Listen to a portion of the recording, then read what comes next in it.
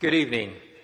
I'm Javier Figueroa, Mayor for the City of University Place, and I'm calling the regular meeting of the University Place City Council for Tuesday, September the 3rd, 2024 to order.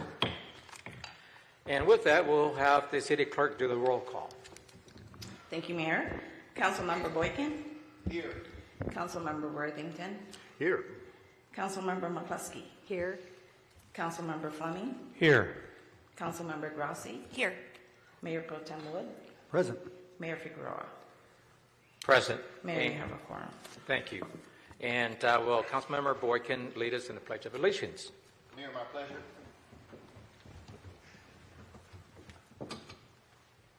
I pledge allegiance to the flag of the United States of America and to the republic for which it stands, one nation, under God, indivisible, with liberty and justice for all.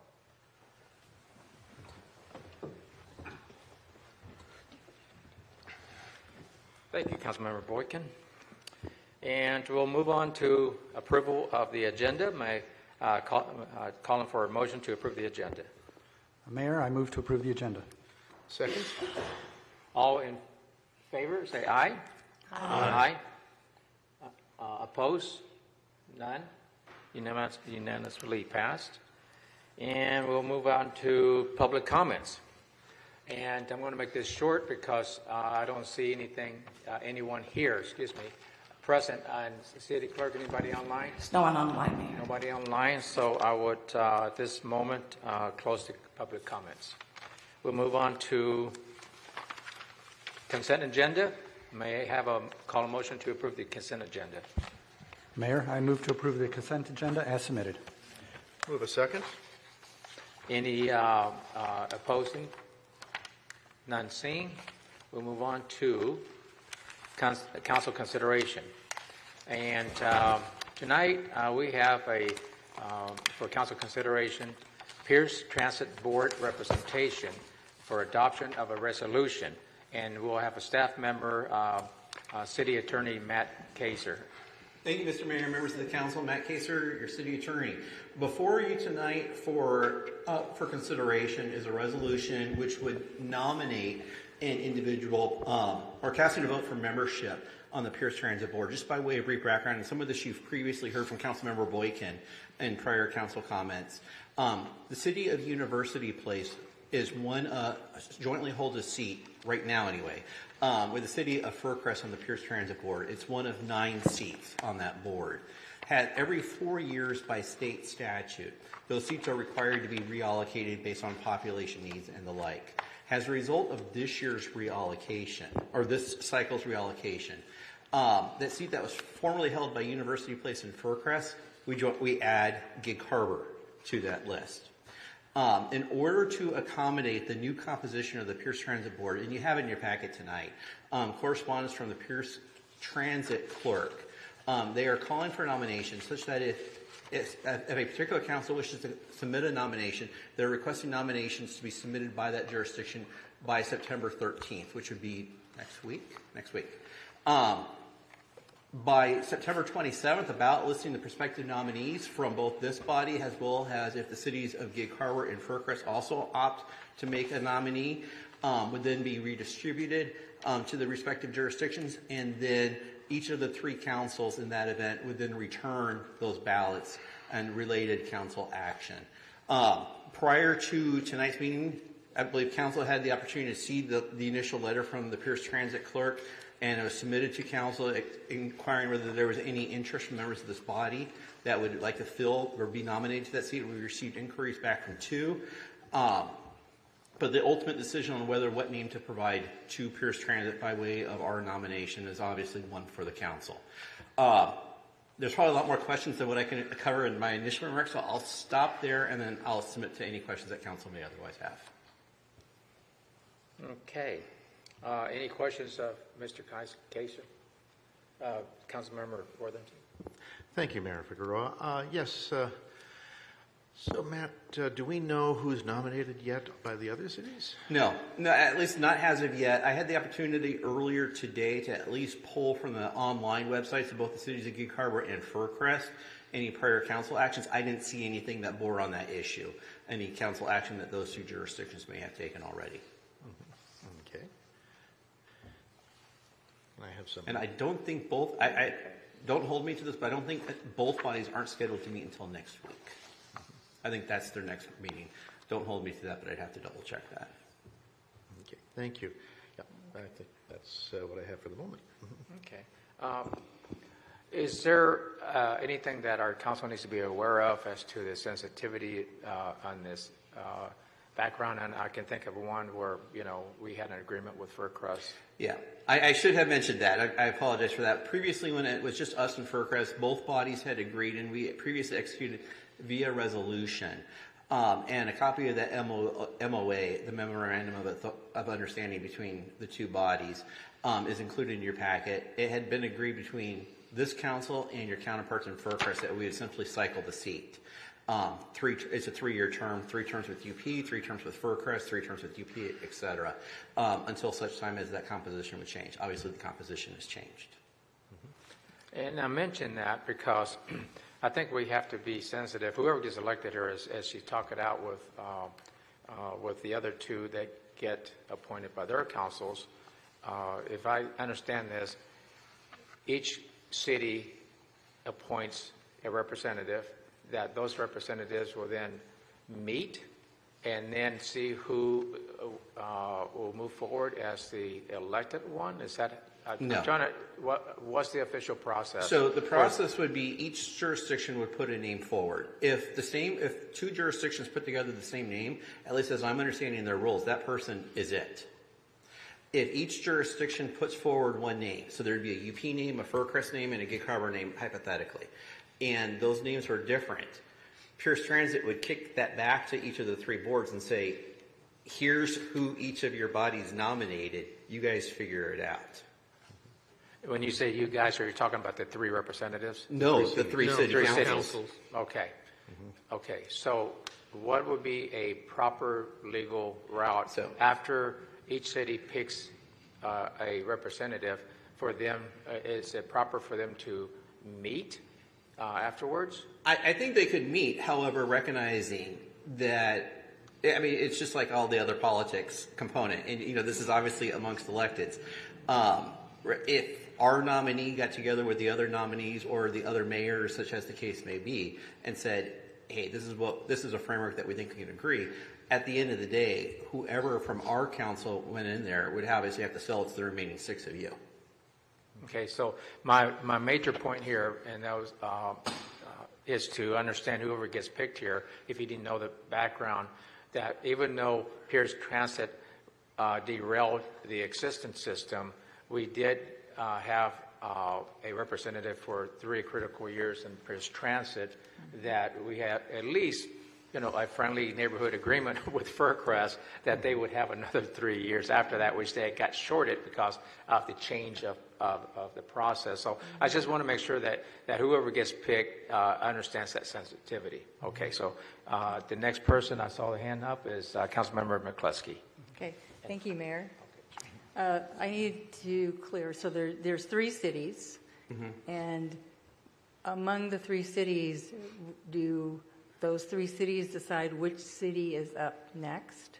Among those 3 cities, they identify one person to serve as a representative for all 3 cities' interests on the Pierce Transit Board. Okay, so even though if it's a UP representative, it doesn't matter the sequence, so it could be the UP representative could continue beyond the 3 years if 3 entities would like that. I'm not quite following. Okay. So Furcrest got shorted. University Place already had 3 years in the slot. Yeah. Now we have another party coming to the table. So is it 3 for UP still, 3 for Furcrest? No. So No. now it's all collectively. So if it's we decide, okay, new kid on the block, Gig Harbor will have a representative from you. So 3 years go by. We like that representative from Gig Harbor. You can continue on. That would be a decision that all 3 bodies would have to So jointly it's no agree longer to. 3. Okay. All right. Thank you. Councilmember Fleming. And that also assumes that there's no additional changes to the seat. Right. either by addition or subtraction. Right, okay, thanks. Councilmember Fleming? Thank you, Mr. Mayor. Matt, if you could clarify for me, how long is a term? 3 years. 3 years? Normally 3 years. Right. The problem in this cycle is Fircrest, I'm going to look to the city clerk because she's been dealing with this too. Fircrest has actually held the seat for what, 1 term and change. However, because of this reallocation cycle, their 1 year gets truncated. Right. So I was trying to understand when you were saying that, and I'm just looking for clarification. You said whoever is appointed would serve 3 terms. That would be 9 years. It should be 3 years. If okay. I said 3 terms, I misspoke, and I apologize. Okay, that's what I needed to Okay. hear. So thank you. Thanks for catching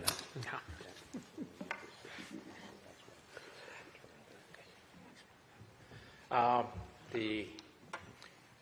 And excuses, he was just explaining something about this agreement, so that to refresh my memories, Mayor. With that, Mayor Pro Tem Wood? A couple quick questions. Have there been any discussions at the staff level between the cities regarding a possibility of an MOU yet? Not that I'm aware of. Okay, you would probably be aware. All right. Does Gig Harbor have an existing rep to the council, or how are they represented before? Yeah. I just lost the screen. Bear with me.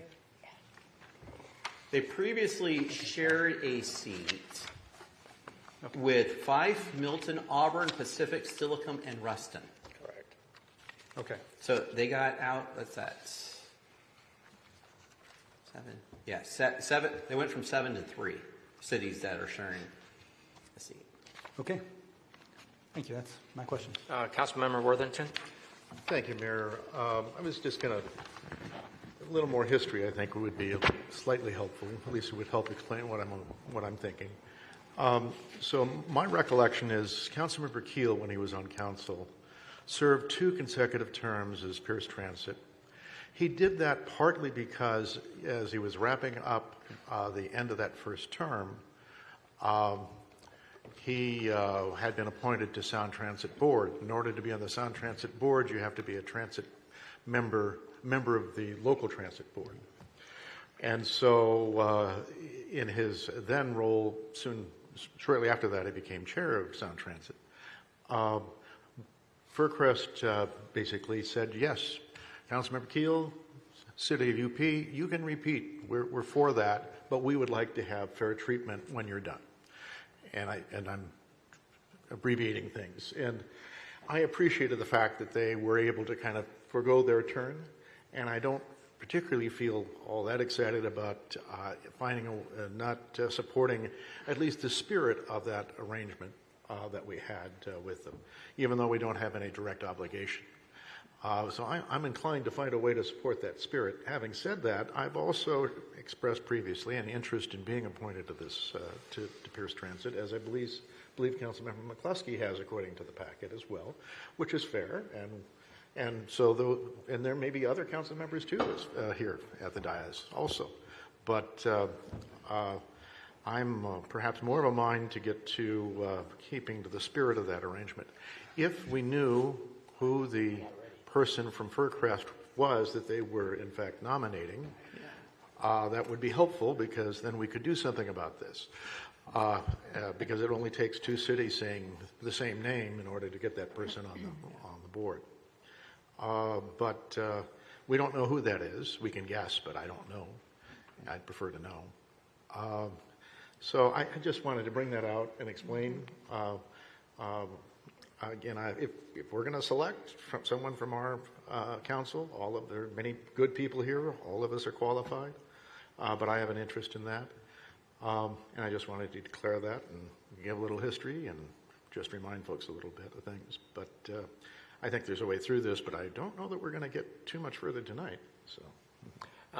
Just to clarify, and I am going to go next, and then I see another hand, but before is, again, just clarification. We still have debate and comments when we do the motion in second, so let's really do it for clarification. So my clarification, Mr. Kaser, is that considering some of the things that I just heard, do we have to, are we able to have a resolution to not send someone, but to support a particular city rep? Is that possible?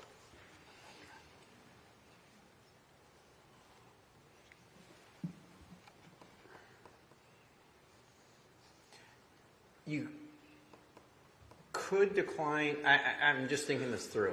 I think you could decline to submit a nomination, and then assuming that Gig Harbor submitted one and FERCREST submitted one, it's going to come back to the three bodies regardless, and then at that point, presumably, council would then cast its votes for one of those, the nominees from one of those two jurisdictions. Okay, thank you. Councilmember Mcglusky? Well, I was going to ask the same question.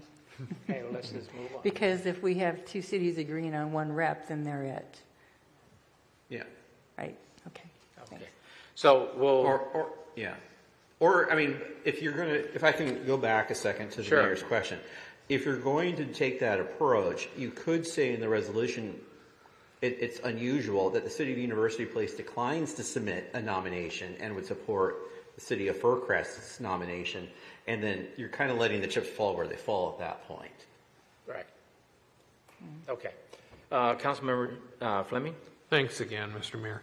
I'm somewhat a little perplexed why we would Yeah. want to decline Yeah. putting one of our council members forward to represent the interest of this city, but then the other cities also. Is there a deadline which we have to have this done by? We have to have our nominations, if we choose to submit a nomination, no later than September 13th. September 13th. So we don't have any council meetings before Now, this then. is it's a timing problem at this point. Yeah. The other approach, to your point, is you could submit a nomination and recognize that at the following meeting, because if you were to take that approach that I previously suggested, that you let one of the two other jurisdictions make a nomination, whatever they say is the nomination without any further action by this body. We could submit a nomination and then recognize that if one of those two other jurisdictions submit a nomination, we pull back and then agree to whichever one of the two that we're predisposed to. And I'm sitting here And then thinking, make that clear to both of those jurisdictions. I'm just thinking out loud here that we've Let's got do two that. qualified. If I may, let's do that. Mr. Mayor, I hadn't finished, please. My thought was we've got two qualified individuals who want to serve at it, and my hope would be that they could perhaps have a conference between the two of those, but apparently we just don't have the luxury of time to pull that one off. So I'm not sure how to do that, but I appreciate the clarification, so thank you. Okay. So we'll move on to a public comment, and again, make it simple. There's no one here present from the public. Is there anyone online? None. So we'll close the public comment period and move on to council consideration. May I have a motion? Mayor, I move to adopt a resolution casting the city's vote for membership on the Board of Commissioners for Pierce Transit.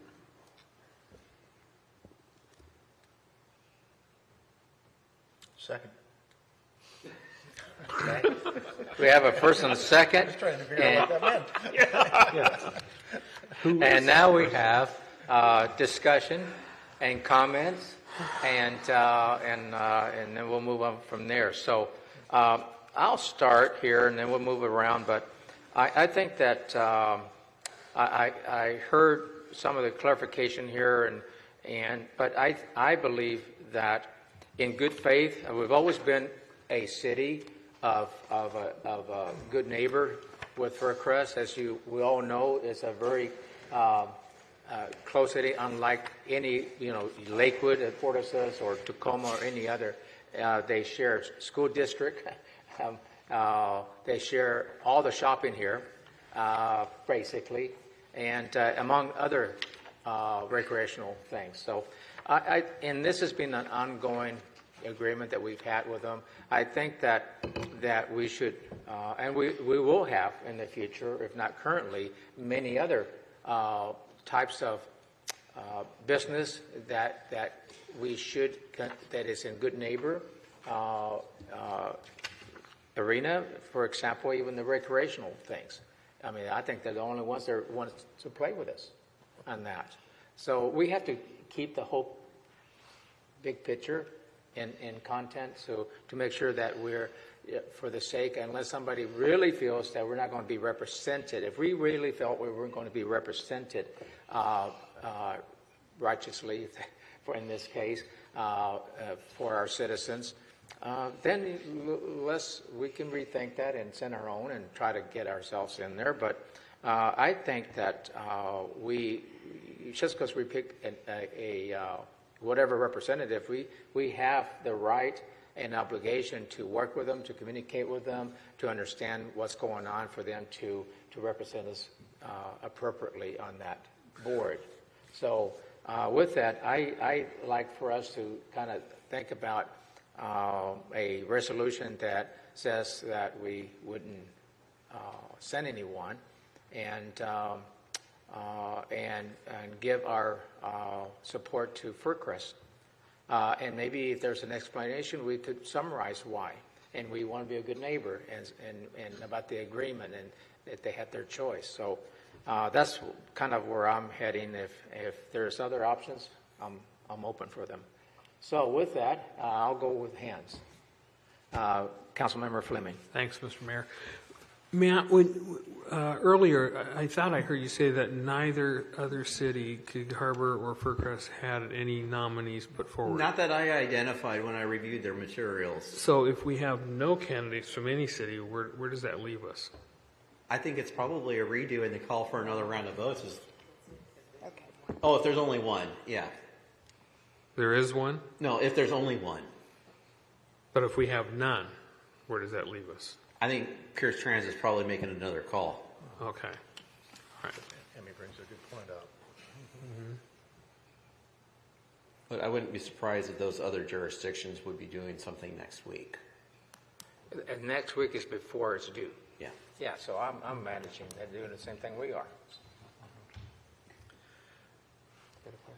Any other hands? Yes. Councilmember Grassi? I don't know if my mic is on. No, it's not. Needs to be read. Oh, I think the city clerk will turn it on for you. Oh, right here? Oh, maybe I turned it off. Oh, here.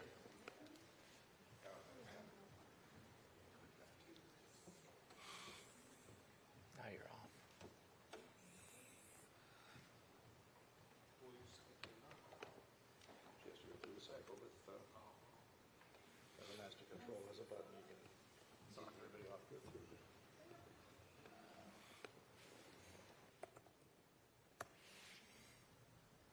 Oh, yes.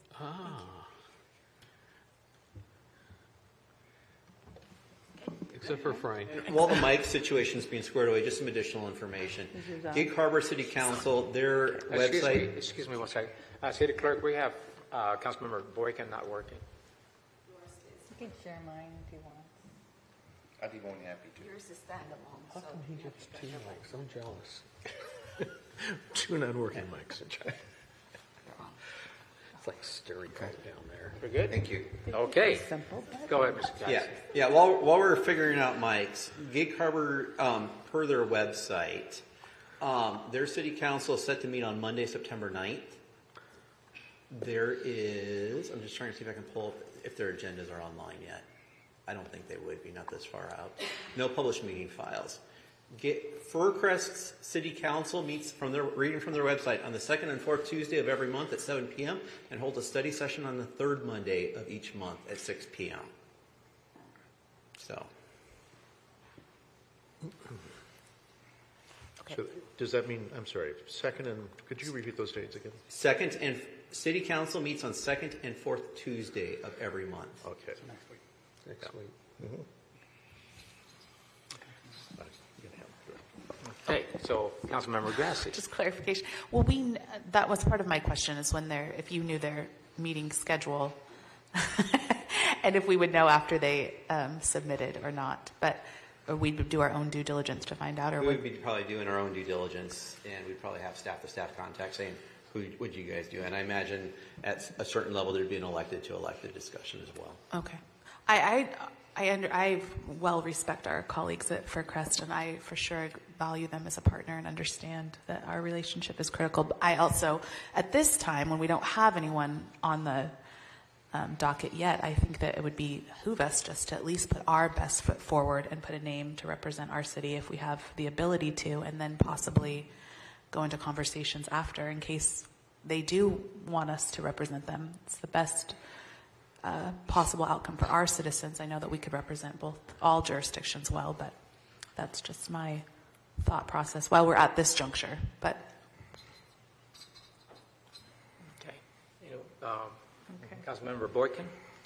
Thank you, Mayor. I also similarly wanted to just center the expectation that Pierce Transit is looking for not just a body of folks who care about their interests, but also the leadership that comes forward from each of the cities. And I'm just not sure how we began to prioritize how we can figure out to get someone else in that space that we don't know is even vying for leadership. That's certainly not meant to be a smite on anybody's city representation, but I just know ours, and I know the quality of individuals that have expressed an interest to lead in this capacity. I don't think they did it lightly, and I just want to make sure that I affirm what I've known in terms of how they've led and who they've helped in that leadership. So I too would like to see us certainly be really clear about the goal here is to ensure that University Place leads in the way that it has, that's been benefiting not just our residents and citizens, but want to make sure that that same thing translates to Pierce Transit's audience as well. Thank you. Before I move on to somebody that's already spoken, anyone else? Councilmember Worthington? Thank you. Matt, a question for you. Just more of your parliamentarian role. So we have our resolution in front of us. It has yet to identify anyone. And I guess we would do that, I suppose, by an amendment of process. But could it be, essentially, is there a way that we can have that our vote become a proxy for Faircrest? So either by just stating it such a way, or You could amend it, obviously, with section 1 of the draft resolution, a name is left blank. You're tracking what I may have already written down, anticipating such a motion. If you wish to do something like that, you can say something to the effect that the City of University Place casts its vote for the nominee submitted by the City of Faircrest to serve, and then continue the rest of the language in there. Okay, that could And be. then, that's certainly a calculation that you're running into for the reasons you guys have discussed. Yeah, from my perspective as one member, it's either that or we pick someone here. I'm disinclined to leave it blank because I think accidentally something could happen there.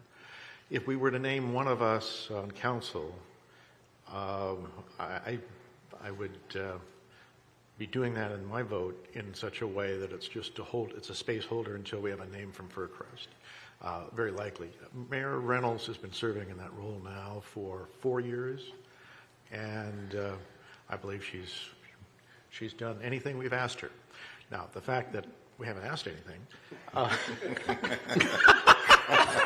that I'm aware of.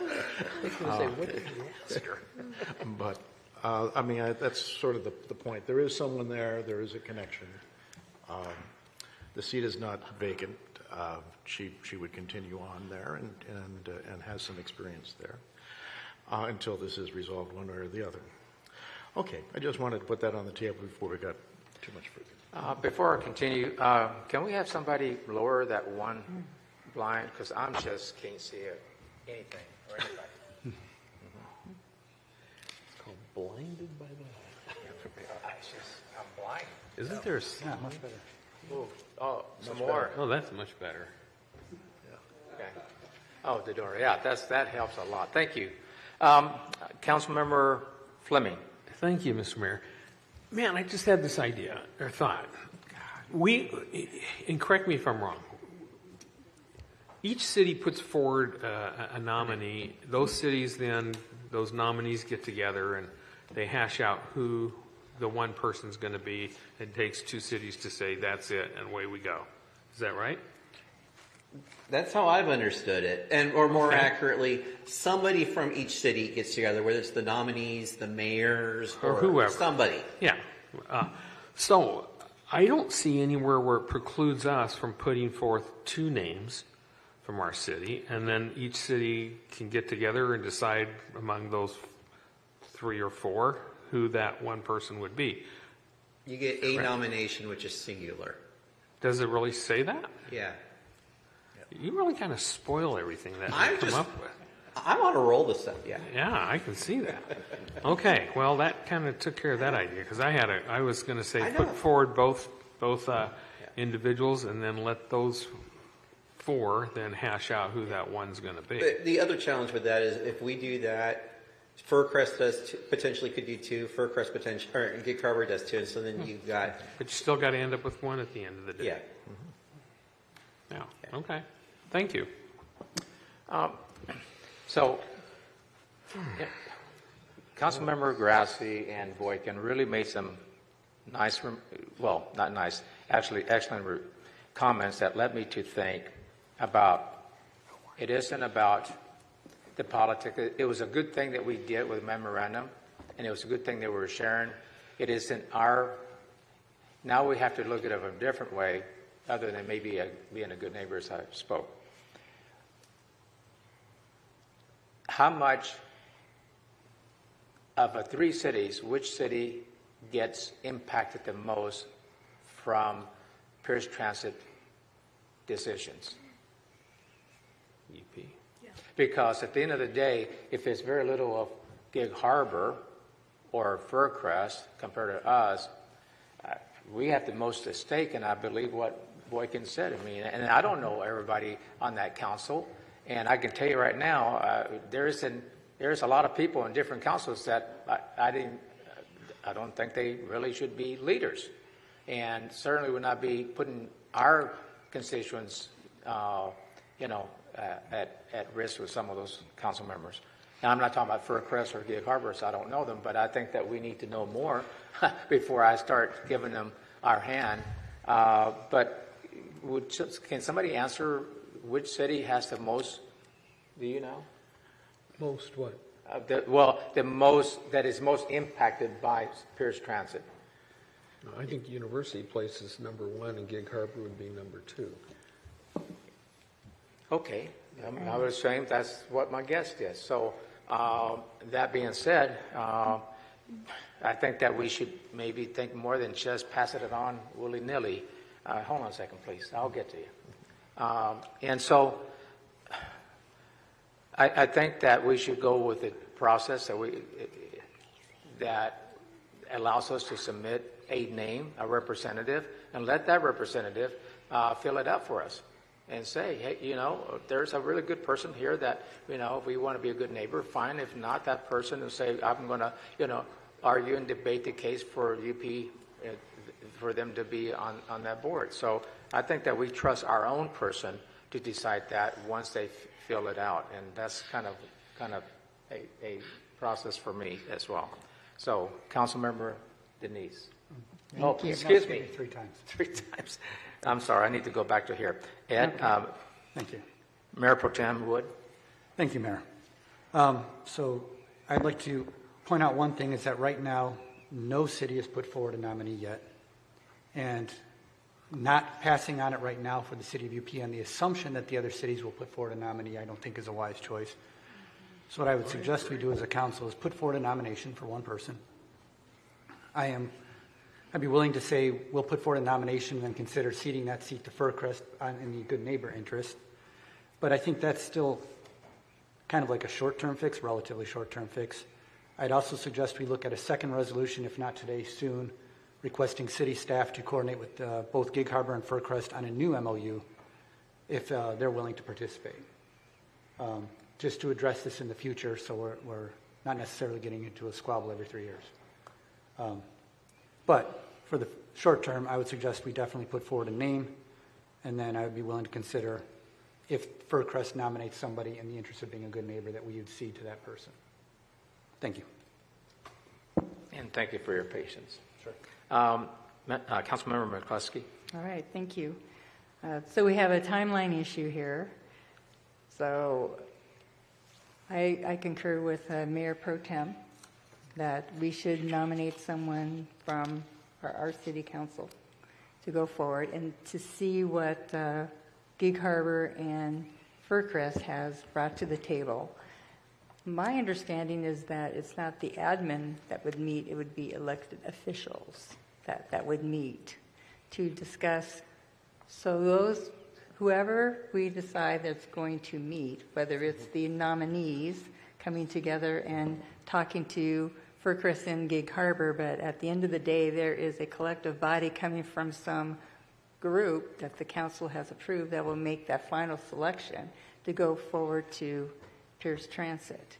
And we need to do this by the 13th, which I think we may need to go back to Pierce Transit and ask them for at least a week or two extension so that the process can work itself out. Thank you. Councilmember Worthington? Thank you. I think Councilmember McCluskey has a good idea there. I need to get some clarity on something, though, because I think it needs to come back here for another vote, another ballot, and someone, whoever that might be, that we select tonight, can help get information to do the fact-finding, bring it back here, share that information, but council is going to need to ultimately run a ballot again with a new name. Is that correct, or what's your? Assuming that no candidate obtains a majority of the votes, it's making another pass through all three bodies. But at least you're going to know who your three names are. Yeah, right. So at least we'll have that information and can do some research if necessary. And it's just process stuff, but I'm just trying to, yeah. Is that a motion to table this? No, no, it's going to be a motion to, anyhow. Councilman McCluskey, you still interested? I am. And the reason why I am is because I've always been interested in transit. I did my thesis at the master's level on the impacts of senior citizens and their health and well-being on the transit. I'm also interested in how the run of the lines are working and if the services really do meet the need. I've heard that there are certain pockets of the county and the populations that are not able to get a timely ride, and that it's, or in some cases that the ride viability is not really worth the time and effort to work on changing some of those dynamics so that it's more that citizens in Pierce County are more interested to hop on and off the bus. Thank you for your response. Mayor, are you? I'm ready to move on. To a amendment to the motion? No, I'm Think of it as a nomination. well, it is. That's what I'm going forward Are we to. open for a nomination now? Yes. I nominate Councilmember McCluskey. Are you withdrawn? Okay. Yes. Okay, so we had two names that were submitted to be nominated tonight for a vote by the council. It was Councilmember McCluskey and Councilmember Worthington. And considering that Mr. Worthington just or decide not to run, right? Okay. I do need to ask if there's any other nominations. I'll ask again, is there any other nominations? Third time, is there any other nominations? Seeing none, we have Councilmember Denise McCluskey that's been nominated, and we'll move forward to a vote. And all in favor of Councilmember McCluskey being our Pierce Transit Board representative, say aye. Aye. Opposed? Unanimously. So there you go. Is that? Mayor, a quick point of order. Do we need to amend this resolution? No. You The Because amend the that- original you statement. squish two actions together as one. Okay. If it hadn't been unanimous, my predisposition would be untangle it and keep each of them separately. However, given council's unanimity on both actions, We'll sign, adopt, move to the next agenda item. Thank you. Okay. Thank you. City Clerk, do you need anything else from us? Okay. So we'll move on to City Manager number 8. And please remember, we went 15 minutes over that last one, so we're 15 minutes behind. So just keep that in mind as we move forward. With that, City Manager. Thank you, Mayor. One item for council. The meters on Marketplace outside this building have been activated. They're being used. Staff is out there helping, was out there helping, and will continue to help patrons as people learn how to use these meters. And so far, so good. So I don't have any other report, Mayor. Thank you. No. Very good. Okay. So we'll go with Councilmember Boykin. Yes, ma'am. Report. Oh, thank you so much. Let me just first say that I wanted to affirm the celebration of Labor Day for those workers at center work and for the ways in which it also impacts our community societies. I want to make it a point to just affirm labor. And in that regard, if you will, I am a person that has really loved labor. And so in that regard, I hope that as folks had a chance to take time to think about what labor means in their life, what labor has meant in our communities, I just really am hopeful that labor is lifted intentionally in 2024. The only other thing I wanted to say about my report is I just wanted to appreciate Pierce County Council. I had the pleasure of being reappointed to the Economic Development Corporation Board, and that has been a really good way to best learn how economic development runs through Pierce County, and it certainly distills to the impacts for the city of University Place. And so I'm looking forward to continuing that work and certainly looking forward to the impact that that makes in my life and in the lives and residents of the folks that I serve here in City of University Place. That's all I have. Thank you, Mr. Mayor. Councilmember Worthington. Thank you, Mayor Figueroa. One thing principally, I had the opportunity to help out with the Kern Apple adopter squeeze, and so I was going to report a little bit about that since that's a city park, and the Kern folks supplement our city staff's efforts. And as you may recall, things have changed from being a public apple squeeze to just to having the adopters. There's 200 trees and roughly 90 or so adopters. We had about 45 to 50 adopters there with families, and they got to bring in their fruit. We had 6 different apple squeeze presses going on, and things ran actually quite smoothly. And towards the end, there was a little extra time, and so there were some other folks in the park, and they got to come up and bring some apples in and harvest them themselves and squeeze. So it all worked out, really well. It was a nice day's activity, and it was a good chance for the adopters, though, to get some direct return from their investment, both as adopting trees, which there's still trees available, by the way, and it's roughly $50 a tree, a little bit more if you want to have the pruning done on it for you.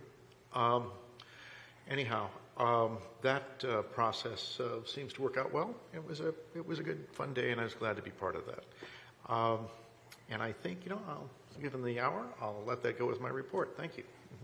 Thank you. Councilmember McCuskey. Thank you, Mayor. I want to thank Councilmember Worthington for allowing me to go forward as our city's nominee for First Transit.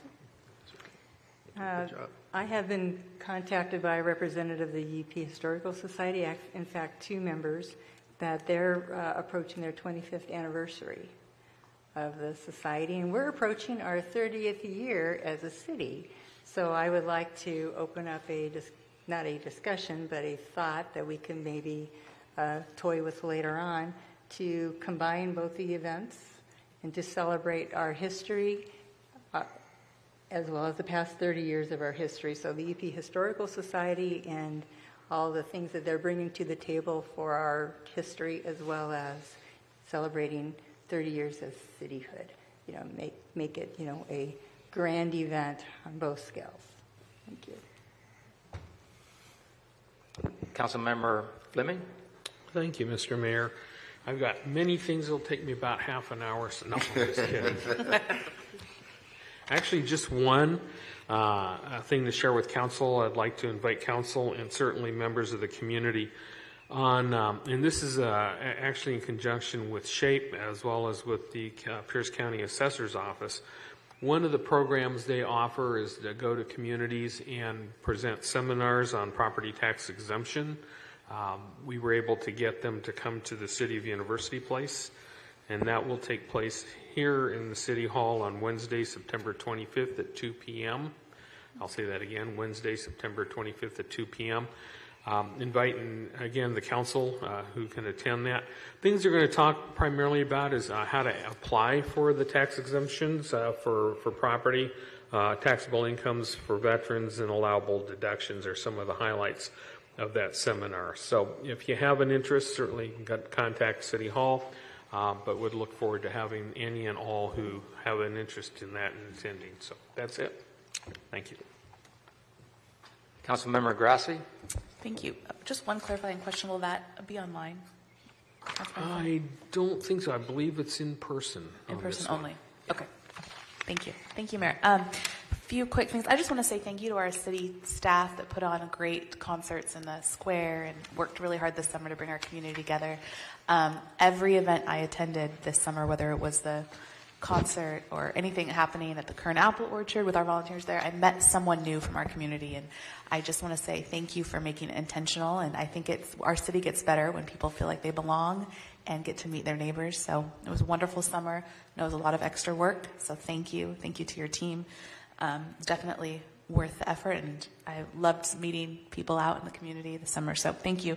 I also want to say thank you to our UP School District. As school is back in session, I had an opportunity to visit with the district office last week just to bring them by a little thank you. And as we're getting out and driving around and back in that school zone area, it's a good reminder. I appreciate our city team that's going to be putting out that reminder of slowing down and helping our public safety. But I want to thank all of our educators. That's such a wonderful addition to our city. And then lastly, I attended the South Sound Veterinary Imaging ribbon cutting. They just opened on Bridgeport, so welcome them. They were formerly just mobile sites for vet imagery, but now they have their first brick and mortar, and they really wanted to be in University Place. They put in a bid on this building. They lost it, but then their realtor said, keep us in mind. We really want to be in University Place if anything falls through.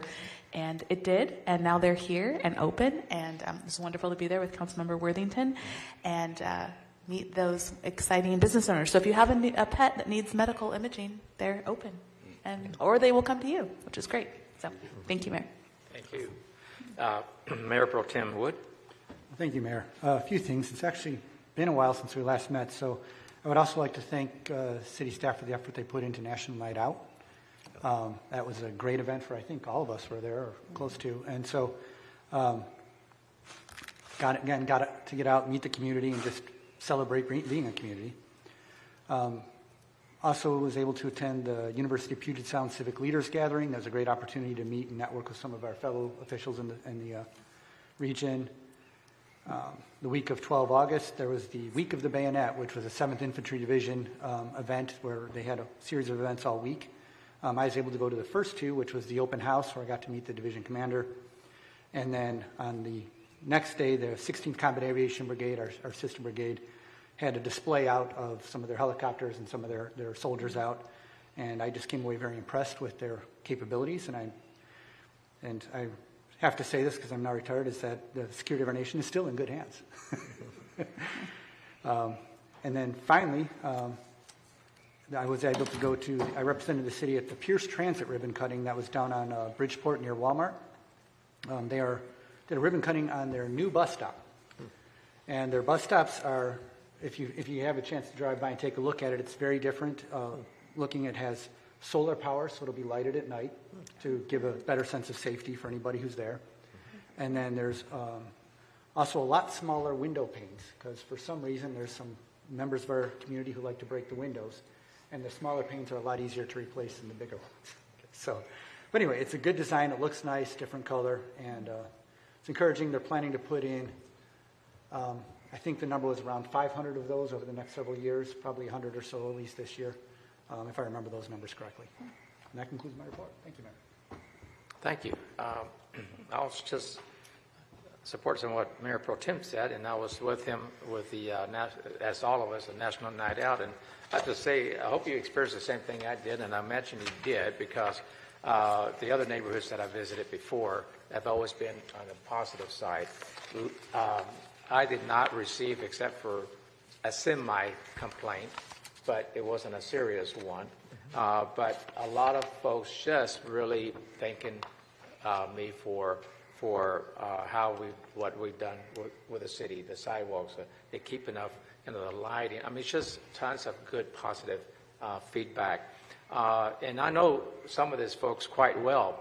They will tell me if something isn't right. And I actually asked them, I says, you guys have been really nice here. Can you just tell me what we're doing anything wrong? Because I really want to know so we can correct it. Says, oh, they'd laugh because they says, well, we can't think of anything right now, but we'll call you. So that means a lot for us, and for staff especially, who's out there doing all this work. But I hope you experience the same thing. It really means a lot to our citizens that we're making right decisions, and that we are hearing them. We're I'm saying paying attention, but when they're asking for something to be corrected, we do a pretty good job about responding. I guess that's what I wanted to say.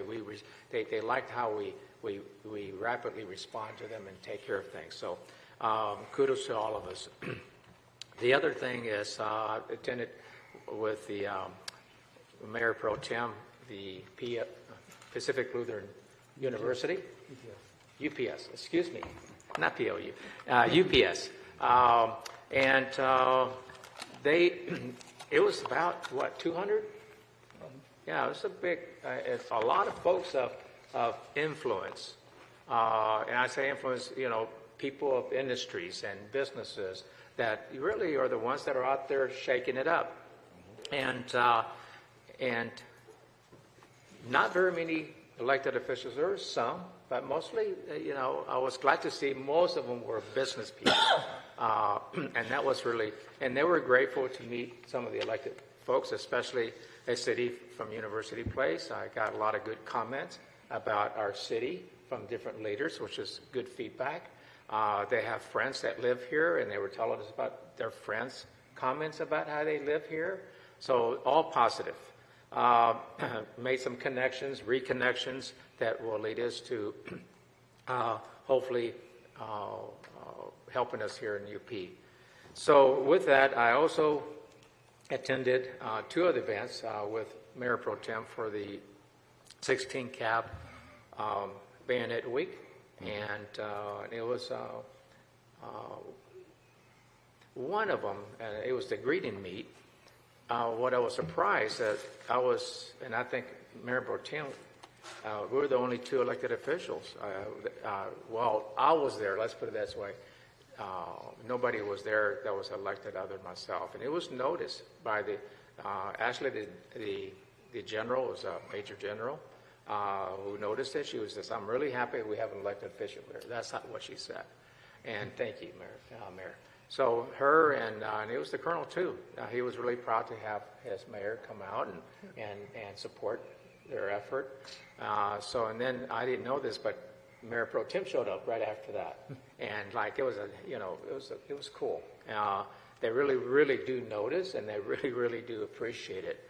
And then we went to the open house where they displayed some of their ships, and they appreciated it. Again, and it wasn't just there, but they talked between themselves, some of the brigades, they don't have their elected officials show. Because I asked them, I says, is this really just, they says, no, that's normal. So they really do appreciate us. I did go to Natoa, and Councilmember Worthington, who's a member of the Rainier Commission, did not go, so I decided that I would go just to get any information I could get. As you know, we should squeeze everything we go to, and I did get a lot of input I need to report on, but the time is getting short on us tonight, and there is going to be a report by staff on what happened with awards, and I won't spill the beans for next when they're ready. But with that, I'll support their report with my report. So with that, I'm done, and we'll move on to a study session. Item number 9, and we're doing good. 7:30, and we're 5 minutes. Good. So with that, vehicle license fee is used to be called the Transportation Benefit District, and this is the third study for adoption of a resolution. And our staff is Mr. Eric Faison, and he's the Assistant City Manager. Thank you, Mayor, Mayor Pro Tem, members of the council. Tonight is a continuation of our discussion on the funding of maintenance and preservation of our city streets. At the last study session, in response to questions, we discussed a variety of funding sources to address the projected deficit in the street fund. Specifically, we looked at revenue sources. Those included items such as sales tax, utility tax, voter-approved taxes, as well as the vehicle license fee, also known as TBD. We looked at reducing expenses such as cuts to our right-of-way landscape maintenance and watering, as well as street lighting. Council decided to continue the study session to answer some questions that particular council members had and allow council members to further reflect on the options. So tonight we're here to continue this discussion on the options that were previously presented. There was one specific question that Councilmember Fleming asked related to a tax or fee on landlords to fund street maintenance. City Attorney Kaiser has spoken with Councilmember Fleming about that particular topic and the legality of such a fee or tax. And, we're free to discuss anything else you'd like to talk about. So with that, I will turn it over to you, Mayor, and answer any questions you might have. Okay.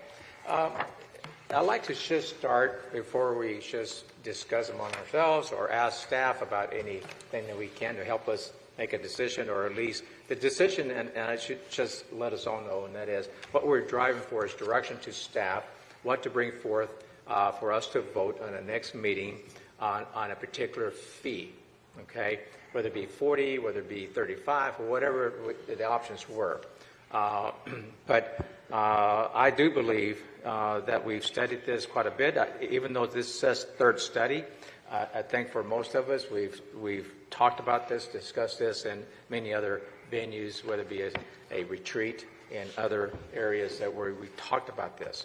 So I'd like to make sure that out of tonight, I really would like to see our council provide direction to staff to bring us something that we can vote on. So with that, I'll go. I saw a hand here. Councilmember Worthington.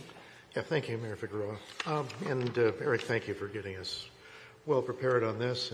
And as we get into our third session here, getting down to some of the details. Mayor, you had asked, is there a fee that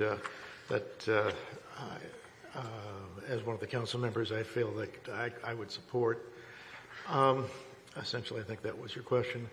And I think, Eric, in your packet you had, or in the packet, it was mentioned that while we have a range of possibilities of fees from anywhere from, we're currently at $10. Historically, we've been at 30 or 35. I'm trying to, 35? Yeah. And then there was some new legislation that changed the ability, the maximum, that pushed that a little higher up to a maximum of $50. But in order to do that, we had to have a $40 fee in place for at least 4 years? 2 years. 3 years, okay. All right, well, as long as we're going about setting fees, it seems to me that we might as well not, we might as, I think we should set the fee at $40. Hear what the input is about that, but to start there, so that we do get the clock running for some future time. And I have no real and immediate or even long-term intention at this point. There's no reason to increase it, in my view, beyond that, but $40 would be enough to do the things that I see it that's important to be able to maintain. And as we can see from the packet, from the information, the things we've been presented, we're going to be crossing over into a deficit here in a few short years, a little less than a few, as a matter of fact.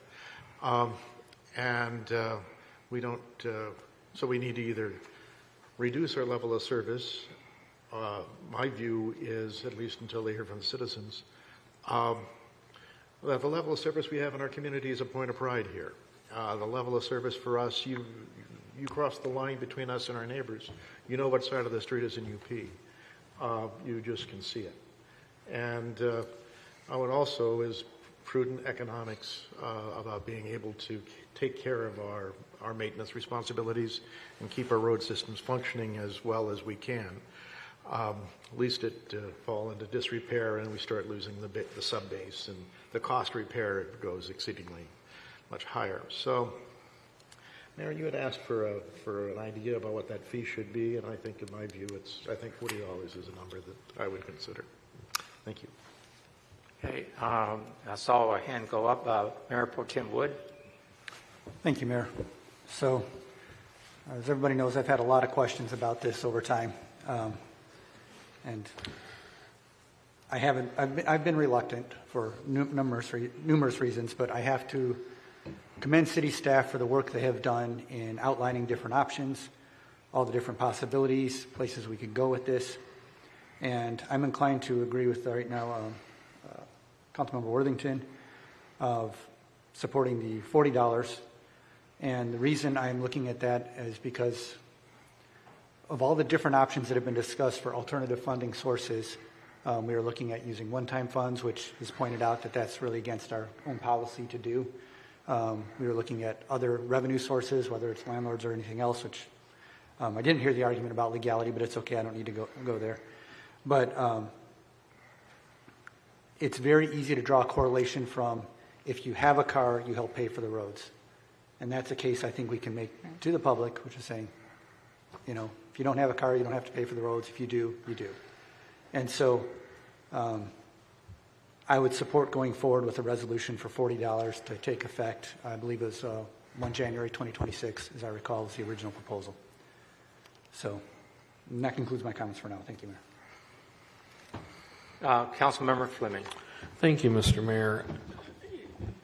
I won't rehash what I've said in the past about what my feelings were on this, but, you know, my takeaway from the conversations we've had so far is, you know, I think, Eric, you've made a compelling argument as to why we need to look at this in terms of how we support our maintenance of our roads in the city.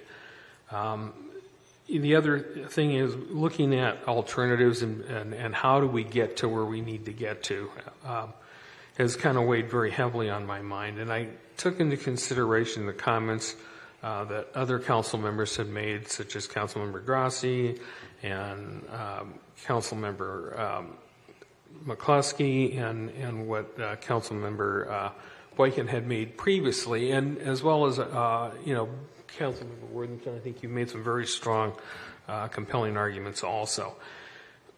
You know, the thing that I realize is that it's inevitable that we get to where we need to get to. I still feel very strong about jumping from 10 to 40.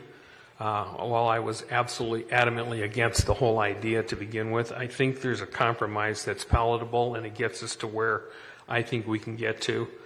And that is an incremental increase. So it's not a hard slam against our citizens. I think Councilmember Grassi said last time, you know, we have this working class of citizens who work hard every day, and trying to swallow a giant leap from 10 to 40 is going to be tough on families. And I really thought about that a lot. So I would rather put on the table for conversation a proposal of moving it in an increment, and it gets us to where we need to get to also, if you look at the numbers, and I think you had put it out there once for us, and we just kind of overlooked it. But if we went $10 in 2025, a $10 increase in 2027, a $10 increase in 2029, and a $10 increase in 2031, that would get us to our $40 that we're trying to get to. You only need 25, 27, and 29.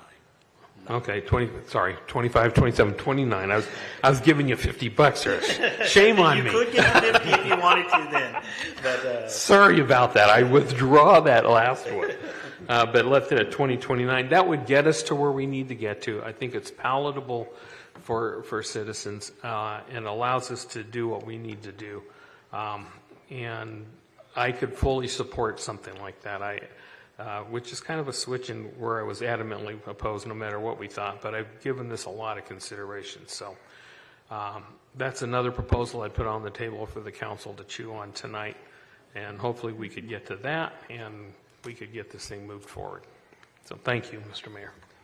Before I move on, I'd like to get a clarification because you said 25, but we weren't going to, we had to make the decision by the end of 25, but this wouldn't start at 26. So I'm confused now. You had previously discussed making it effective in 26.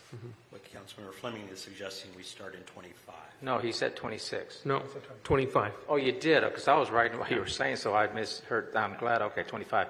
Well, so a clarification again, excuse me, for everybody that was next, is what we had passed before was through 25, and we were to discuss what we would do thereafter. So, yes, and you're adopting a new resolution now, so that would trump. So your suggestion to move it up a year?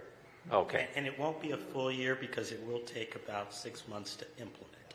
Okay, so you're upping it up in a year. Okay, I just want to make sure we're clear on that. Okay. I don't have anybody else. Councilmember McCluskey. All right, thank you. I'm very intrigued by Councilmember Fleming's proposal.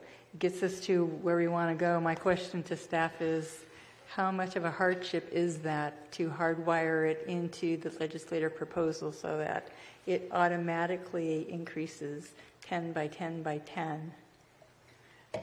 It is not difficult to implement internally.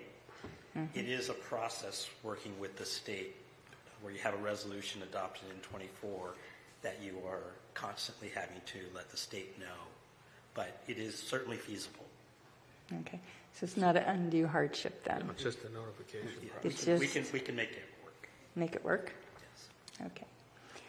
I am intrigued because I believe we would almost have pretty much full support from the previous comments that I have heard, and clarifying that we have not taken an official vote on it.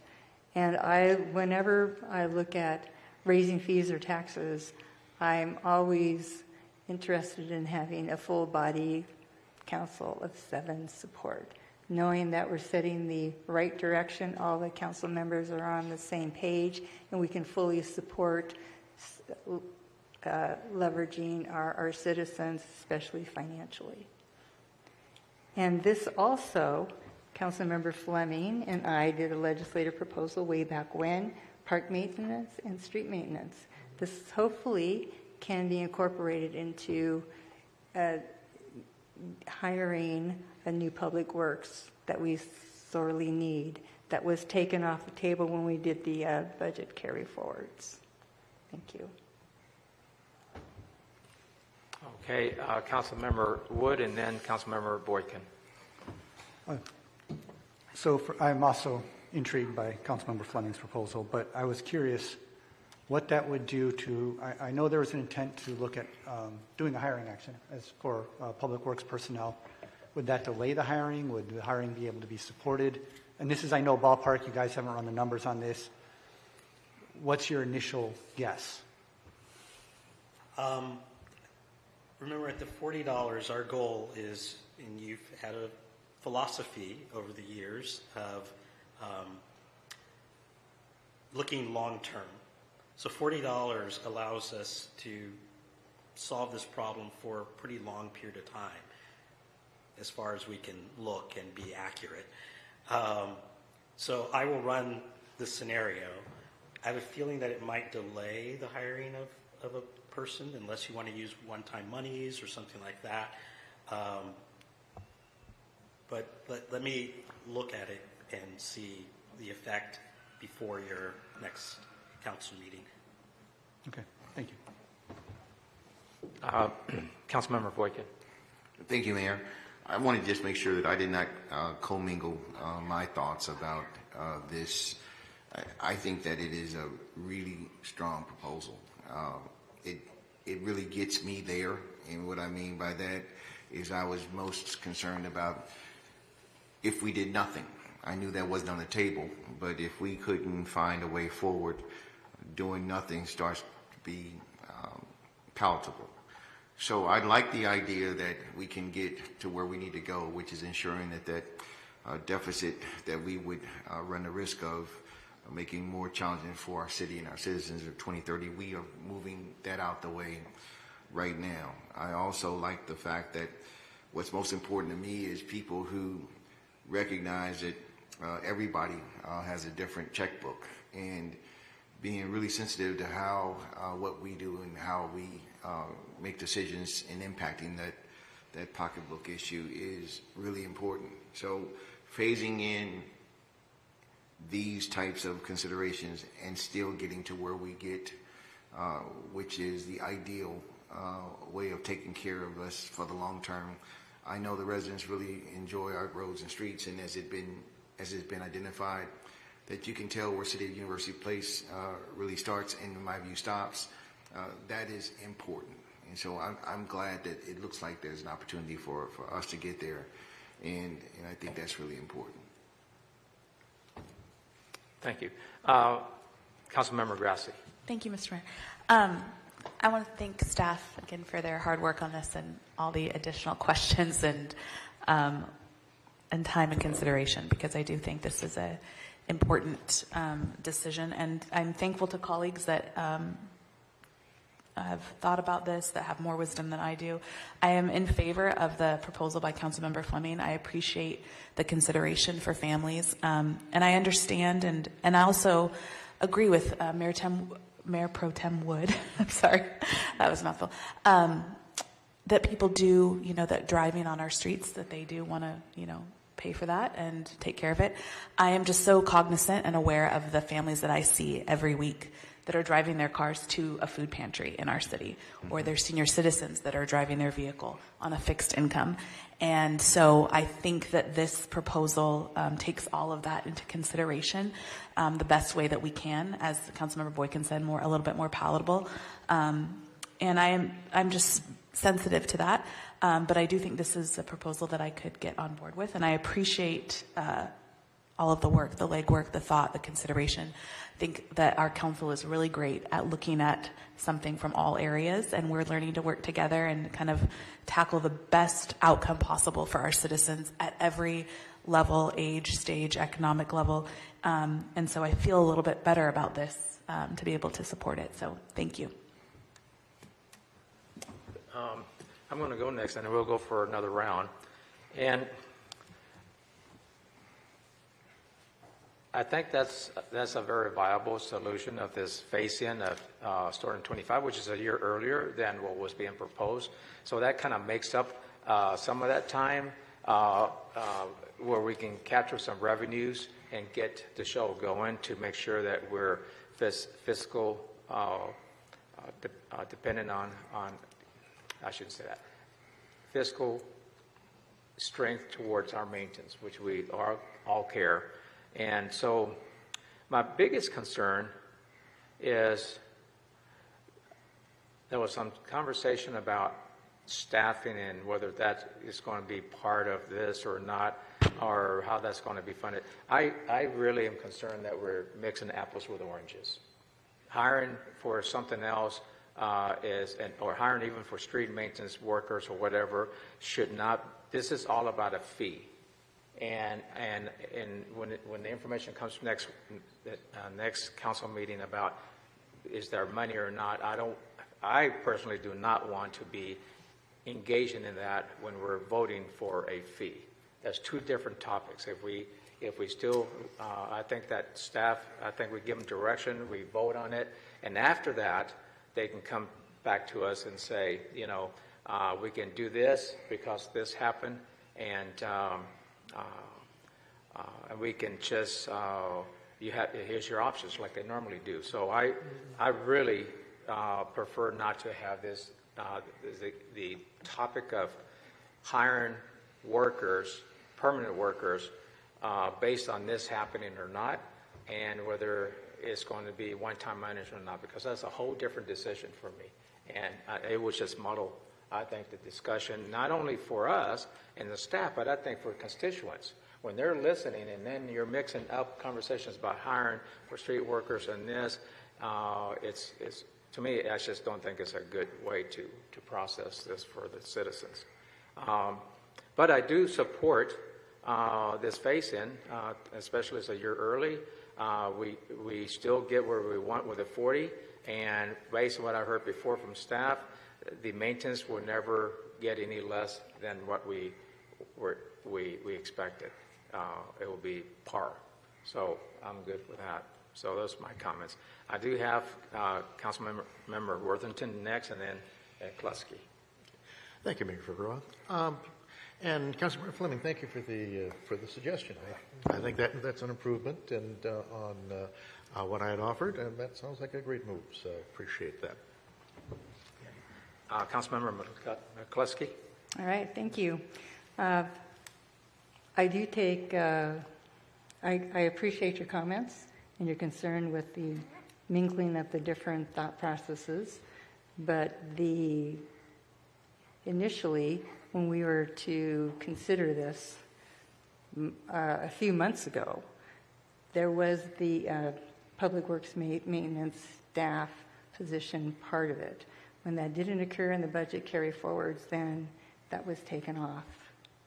It's not that this decision is going to automatically pull the trigger on that, but it certainly will hopefully bring back that discussion so that it doesn't get lost in all the noise and the time, because when Councilmember Fleming and I did that proposal for additional park staff and public works staff, the initial request is for almost double the amount that's needed than what we're currently would be providing in recreation as well as the potential public works employees. So I don't want to lose sight of that conversation, that discussion going forward after the vote on the vehicle license fee. I think it needs to come back to full circle so that we don't lose that traction and getting a public works hopefully sooner than later. Thank you. Mayor Pro Tem, before I get to you, if I may, because this is really important, and as a rebuttal, and that is, so if the staff comes back and said, there's not enough money here to start hiring the full staff that we've been talking about, are we going to have that as a decision breaker and we go into more study sessions?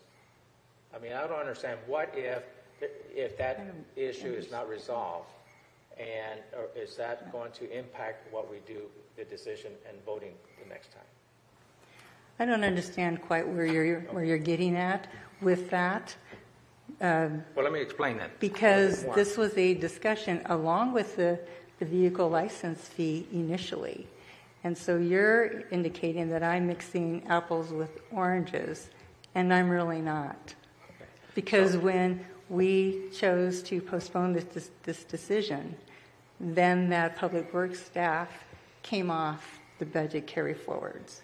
And I would like the council to come full circle when the time is appropriate to have that discussion again, especially since we're doing the increases in it. I'm not that we wouldn't raise that up. I'm just saying that we need to keep it separate from this vote.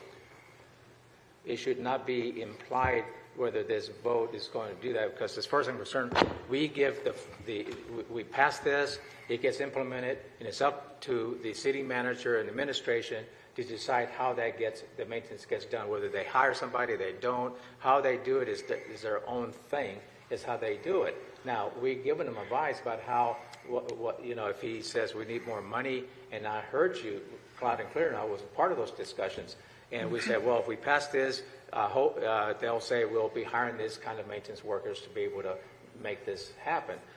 But again, I don't feel comfortable as a council laying out the utility, for better words, how is this going to be implemented and done.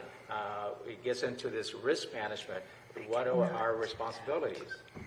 So we can go on and talk about that again. I mean, it's like I'm saying, we can talk about this all night long all by itself. We're here tonight just about the fee. Mayor, I did not indicate that. Okay. It was part of one of my reasons for the increase to $40. That was a very strategic interest for me. Whether that happens or not in fruition, I certainly wanted to bring it to the table as a hopeful consideration in the future. I don't believe I'm mixing apples and oranges here at all.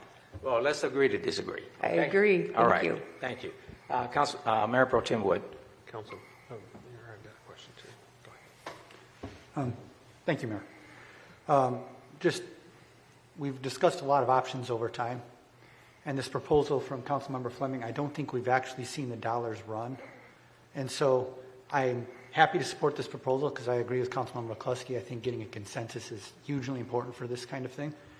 But when you bring this forward next time, if you could run the actual dollars for us of how it fluctuates over time and what this gets us to, I very much appreciate that. Thank you. Do so. All right.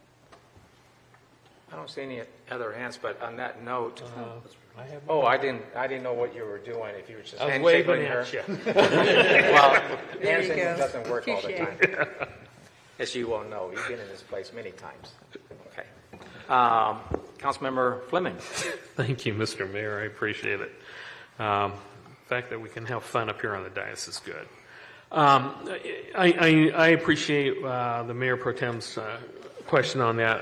I think it will be intriguing to see the numbers. I know in my off-the-record conversations I've had with Eric, I believe we get to where we need to get to, but I think in fairness we need to do that. I also just want to weigh in on the debate we're having with regards to the position of the public health. I'm sorry, I'm a healthcare guy. Sorry about that, Jack. The public works employee. First of all, it's not a street worker because that's a different business. Just want to clarify that for the record. Yeah, we're not hiring street workers here in the city, but we are hiring public works. Okay, did I get that right, Jack? Okay, thank you. I don't believe that my proposal that I put before the council really says that the vote has stipulated on hire of that position. What I heard Councilmember McCluskey say she'd just like to know is you run the numbers, does that allow for that position to come back? Whether it's next year, 2 years from now, 5 years, who knows? We don't know, but I think it's a fair question to ask that. Does the proposal support that somewhere down the road? And that's how I take it. I don't think it's stipulating a vote that if it's there or not there. So I'm okay with the question. I'm okay with getting the answer, and then we all move forward and get this thing behind us. Okay. I do have a clarification on that, what Mayor Pro Tem mentioned. We did have a phase-in starting in 26 until we got to 40, right? Wouldn't that be? Huh? That was $5. Oh, $5. Okay, excuse me. It's a little bit different. Okay, thank you. I think it's a great idea. Any other comments? Okay, I think that you have direction without me asking you. Let me ask you a different way. Do you feel you have enough direction from the conversation up here? I see the Yes, city Mayor. manager, which is the Yes, Mayor. principal here. Okay, so you say yes. Is there any other direction you need from us? We have no other questions unless colleagues do. Okay, then. We're good. All right, thank you. Thank you. And we'll move on to item number 10, legislative proposal, Harvest Ridge. This is the second study, and the proponents, Councilmember McCluskey and Councilmember Fleming, along with staff, City Attorney Matt Kaser and Jack Ackland, Public Works Director. So we'll start with staff, and then we'll turn it over to the proponents. Thank you, Mr. Mayor. Jack Eklund, Public Works Director. So on this item, last time we met, there were some questions and some follow-up items that council requested I come back with some more information on. And so I have 3 items that will address that. First of all, there was a request to perform a risk analysis on the pond slope, in particular how it relates to the sewer pipe. And at this point, we've essentially done what we can with that without spending additional money going out to an outside consultant. But in looking at the typical engineering standards, looking at the soil type, the loading on the soil, the depth of water table, and the steepness of the slope, this area would be considered a low risk for slope failure. Now that's provided the liner in the storm system is still maintained. But as long as that's maintained, it would be considered a low risk. We do have an ability, I have reached out to a geotechnical engineer.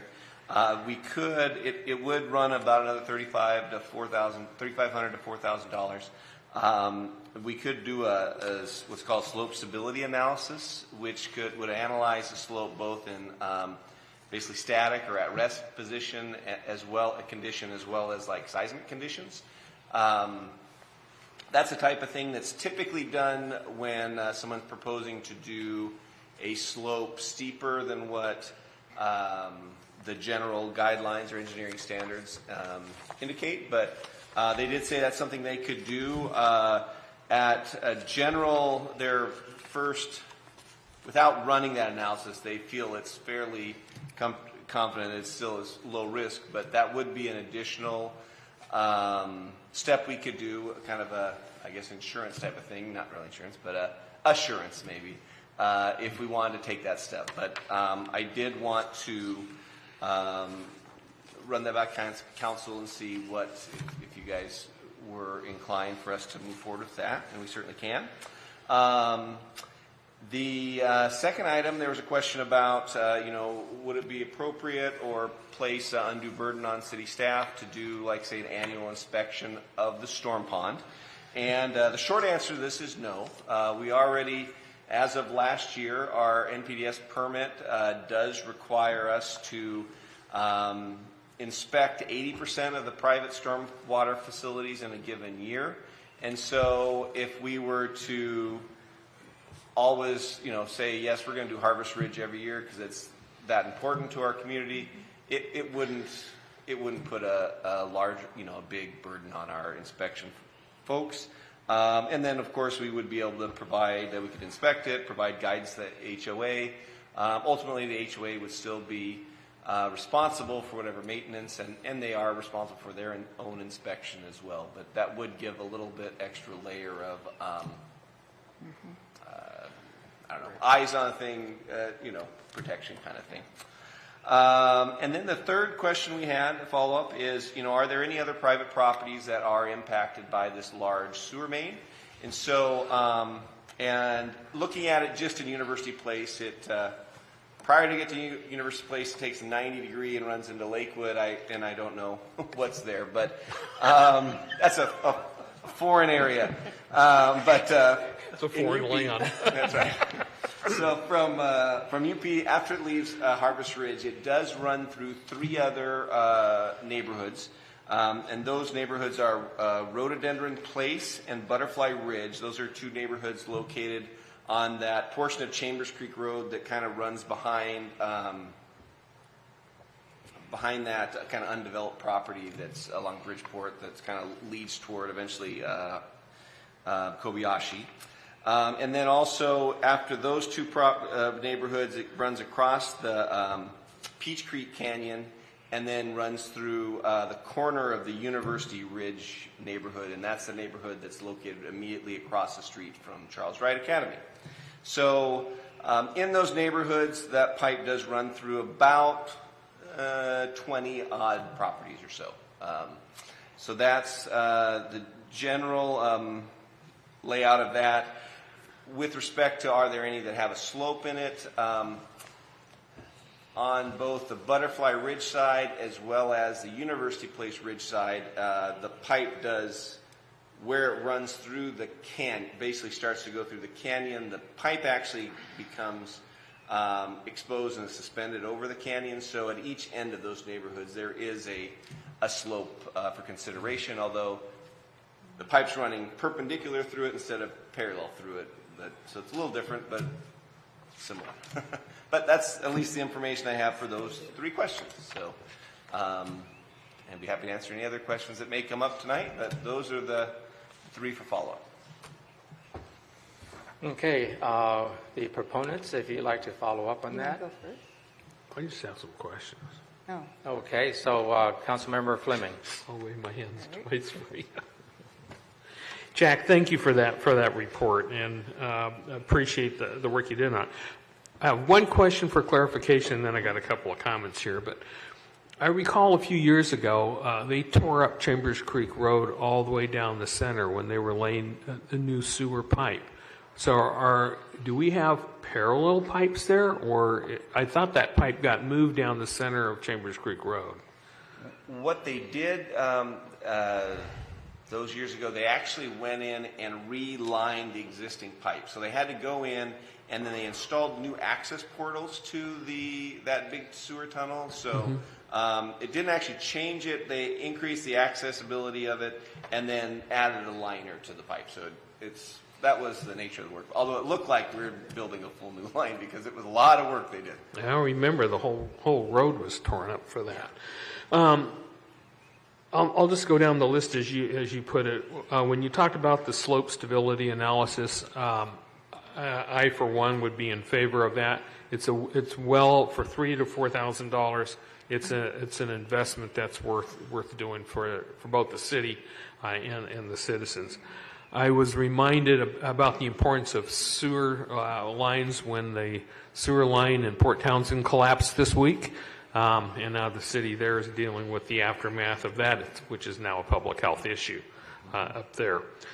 With regards to the annual inspections, I know MPDS doesn't require an annual one, but this is a very unique pond from the standpoint that it's got that strange slope. It's also the largest in University Place. So I think just for peace of mind, and it doesn't really add to our budget or cost to do it, I would be strongly in favor of doing that annual inspection and giving the council a quick update as to how that looks. So I would be one who would say, yep, let's add that to our list. And short of that, I appreciate the information that you provided there, so thank you. Thank you. Before I move on to Councilmember McCloskey, I'd like to see if both the proponents could help the council as to what direction are we asking staff to do? And because I'm not clear on that, and we need your help. What is the direction? And then we can also debate from within the council what that direction feels like, and then we can ask staff whether that's even legally or realistically, and get their feedback, and then maybe we can, get to a point that we can provide actual direction. So with that, Councilmember McCluskey, and then I saw a hand over here, Councilmember Grassi. When I see hands, This was away. I know, but I can't tell. So it would help me a little bit. Maybe you can say Mayor or something, because I don't know where those hands are speaking to. So, okay. okay. Thank you, Mayor. That was my intention, but since I talked a lot the last time about this, I wanted to acquiesce too. My co-signer in this one to start it off. So as you mentioned, Mayor, the intent of the outcome, the city to encourage a stronger partnership between Harvest Ridge and PC Sewer Authority to maintain the integrity of the slope, and the County Council and UP Council to create a pathway forward that will not have private citizens solely responsible for the stability of the public infrastructure into perpetuity, in regards that the citizens do not have the resources or the expertise. And remember, in the past years, there have been 2 failures, 2022 and in 2004, which I reiterated in the last meeting. And in your council packet, council members, you will have all the documents that we had reviewed in our first study session on this one. And so as to further this, after the staff meeting I had with Mr. Eklund, continue to have Pierce County Sewer currently do the evaluation on the slope, and to always provide an annual feedback to our city, so that we, and also so that our city administration could keep tabs on the integrity of that slope to make sure there's no slippage and we don't get back into one of those past significant events that cost a lot of money. So annual inspections, I like the slope analysis to give us a solid starting point of where that slope is today, because it is abutting a salmon-bearing creek. And also, put my glasses. And also, as I didn't realize, there are also critical links along the Kobayashi and Chambers property, especially with the suspension pipe. I think that probably needs to be checked, and that probably could be easy one to do. So moving forward with this, to set the direction from council, would council, as mayor had indicated to me in the last study session after the meeting, that we form a small group of council members to go to Pierce County with Pierce County Sewer, to go with Councilmember Ryan and talk this through, or continue on the administrative pathway with the support that the City of University Place is serious about this and would like some direct and more viable accountability to the stability of the slope, for almost, you can't be assured, almost to assure us that we're doing our due diligence in case there is a catastrophic event of an earthquake or just a horrendous storm that comes down and impacts the membrane or something. So that when it comes to whatever litigation outcomes could happen with this significant event, that we have, as a city, done our due diligence.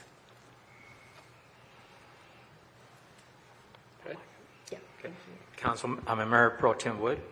Thank you, Mayor. So, listening to all this conversation, what I'm curious about, concerned about, well, let me start what I would support. I would support putting in our stormwater management plan, which we amend every year anyway, or we review every year. We don't necessarily amend it, but we review it, that this particular water pond will be inspected annually. And that'll just be part of our 80% every year in perpetuity, just so that we feel comfortable as a city staff that it's in there. And I think that would be a good one thing that I would support, and I think is a simple, logical step we could take. The risk analysis, I'm comfortable with the low risk that the city engineer currently feels, but if we want to support an additional $4,000 to make sure, I'm happy to do that. That to me seems reasonable, very reasonable. I am curious how we could legislate or put in a resolution any interaction with the county, other than, I mean, if we want to just say, hey, as a council, we want to send a couple people to talk to, Councilmember Mello, by all means, let's do that. I'm not sure we can put that in a resolution necessarily. And I am concerned that anything we put in the resolution about the county would have no weight in law, because we don't have a standing there, I don't think. So, especially since right now I think it's kind of between the HOA and the county, at least as I recall the city attorney saying that, how this should get managed. So I have no problem going to talk to Councilmember Mello about it. I just don't know how we can legislate that. So, and those are my comments. Thank you. Okay, it's just clarification on your comment. You said something about dollar, I was writing, but I missed out the dollar part. Oh, If you can say that one more time, please. Mr. Eklund brought up that if we could do an additional soil analysis or slope stability risk analysis with the engineers, and they said it'd be $3,500 to $4,000. And I think if that would make us feel better going forward, then by all means, let's do that. Okay, thank you. I'm sorry, I have to go to the next one. Councilmember Worthington? Thank you. Jack, a few questions, but thanks. First off, thanks for the good information, and that's helpful in getting the perspective. A variety of things there. Just have a little bit of follow-up on that. We are required to do 80% of the system inspections annually as part of our MPDS permit. Of the private system. Yeah. Okay. Basically, every 2 years, everything's going to get inspected. A little less than that, apparently, but a little more frequent than that. If we have an inspection, and we do our usually good job, but we miss it, and we don't see the tear, or somebody thinks we don't see the tear, or is there some risk associated with that, or maybe there's some other feature, but basically we've missed some non-operating aspect of the stern system. If we don't report that, do we have some sort of risk associated with that? Generally, it's still the obligation of the HOA, but I'll pass this on to Matt as more of a legal opinion. Yeah, I adhere to the philosophy of you break it, you buy it. Which is where I think your question is ultimately going, which is once you start down the path of voluntarily assuming inspections above and beyond what our regulatory requirements are in the NPDES requirements, that liability indicator starts to get stronger and stronger, particularly if you do have a circumstance where there is some claimed or perceived failure and the fingers are flying every which way, it's their fault, it's whoever's fault. And then the scenario that you're describing is you should have told us, you should have detected the tear. And then our recorder says, well, we didn't see it, and then you're going to have to sort that out. So I think it's that you break it, you buy it. So I think you need to be very careful about the path that you ultimately take on this, above and beyond what Jack has recommended, with including as part of our NPDES reporting requirements. Because at the end of the day, we don't own that pipe. The county owns the pipe. We don't own the dirt. A separate private entity owns the dirt. And to the extent that we start blurring those lines, in the lines of, you start becoming a target for potential litigation at that point. Yeah. Yes, certainly, and I think that's being a target for litigation is a large issue. Obviously, these things are expensive to pay for. We've had to do it twice. So far, we've been able to collect on that, which reminds me of one other question. I believe there's some outstanding work that was needed to be done. Because I drive by there, like pretty much everybody else, it looked like some work was underway. Are they working on that last bit of effort, whatever that may involve? Yes, they did. They got a contractor on board. They did basically they did all the work, except they planted the grass, and then they just had to wait for the grass to establish. One bit of bad luck is we had that unseasonably early, very heavy rain event that did wash out all the seed that got planted. So they did have to. They are working on. I believe they've already cleaned up what washed down and reseeded. But ultimately, they still have to make sure that things get established. Yeah, but they are moving forward, and our understanding they have a maintenance contract, or it got added to their maintenance contract for their landscapers to do the needed maintenance of that swale and pond area as well. Do we use a performance? On track for that. Do we use performance bonds and this sort of thing? Not in this case, because we have a maintenance covenant and maintenance agreement in place, so that's what it covers. I see. So our guarantee is that we'll be guaranteed to have to come in and do the work that should have been done, since we now have a history of doing it twice. So, We've only done it once. only once. I'm sorry. I keep thinking it's twice, and I need to be more accurate about that. The other issue was under construction, in the original construction. It's not there's no one here at the table or in discussion responsible for that. Thank you appreciate that clarity. I would like to be fair to the HOA too. They did request that we did it too. So it wasn't that we had to adversarially, go on their property. They did request us to go in it. In other places I've worked, I've been surprised at how many underground pipe systems there are. They're not very apparent to us, sort of in their nature. But I've been quite surprised. Do we have very many underground? I mean substantial systems, and I think something like natural gas systems to be expected. It's utility generally and right away. But anything else? Sewer. The main utilities are underground systems. So the sewer, the water, the gas. Some of our telecommunication power is underground as well. One thing we did the analysis of on the sewer was the main sewer main. We do have the smaller sewer mains all over the city, and there are numerous of those that may run. Like I know there's a development where there is a regular sewer main, like a 8-inch sewer main that runs through a storm pond. So those are common.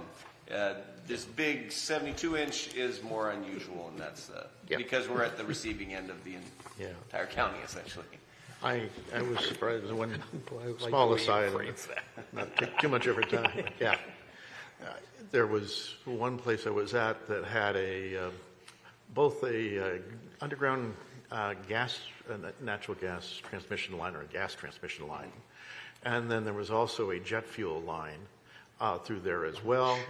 And then there were some potential conflicts between the two, and anyhow, it was, it was, and those were big lines, like that 72-inch that we're talking about here. But so this is a little different for us here. Jack, help refresh my memory. We have roughly 24 private stormwater maintenance agreements or systems. It's about 24 ponds, but private systems, there's about, I think it was somewhere 40 or 50 of them, not including the individual residential ones. Yeah. So 40 to 50 ponds, sorry, correct Some me. are like underground detention or vaults, okay, those that they take periodic maintenance, cleaning, somebody brings a Vector truck in or a big straw, and off they go. So, but 40 or so of those? Total, Yeah, okay. And about 20 of the storm ponds? Yeah. Okay. All right. So, I want to get back to that first question I asked about risk, because really all this is about risk. And one of my real concerns here is that we don't open up our citizens to more risk on any maintenance for a private facility. And there's no, we want to be careful we don't open that door for the citizens to have to take on new risk or new maintenance costs as time goes on. And this has me concerned about that particular issue. The more we touch it, the more we own it, general phrase. And as we get into this, it's important that we try, in my view, keep as many lines between us as possible, bright lines. And when we start talking about partnerships to resolve so that the responsible parties don't have to pay the full cost, somebody's going to pay the rest of that cost, and I don't want that to be the citizens of University Place. I actually see this, if it were to go south, I think it ends up in our storm utility, and I think our storm utility rates end up increasing somewhat significantly. Particularly if you open the door for one, we have another 50 or 40 vaults and inspections and maintenance to do, and another 20 systems, I suppose, or storm ponds to deal with. That, I think, is a significant risk, and I get very concerned about that. And I don't know that this is something that we should go near. Also, the thing that I get hung up with here is the proposal has an administrative, not the proposal, today there's an administrative action that can be taken for the homeowners for the HOA to get the county to take over this facility.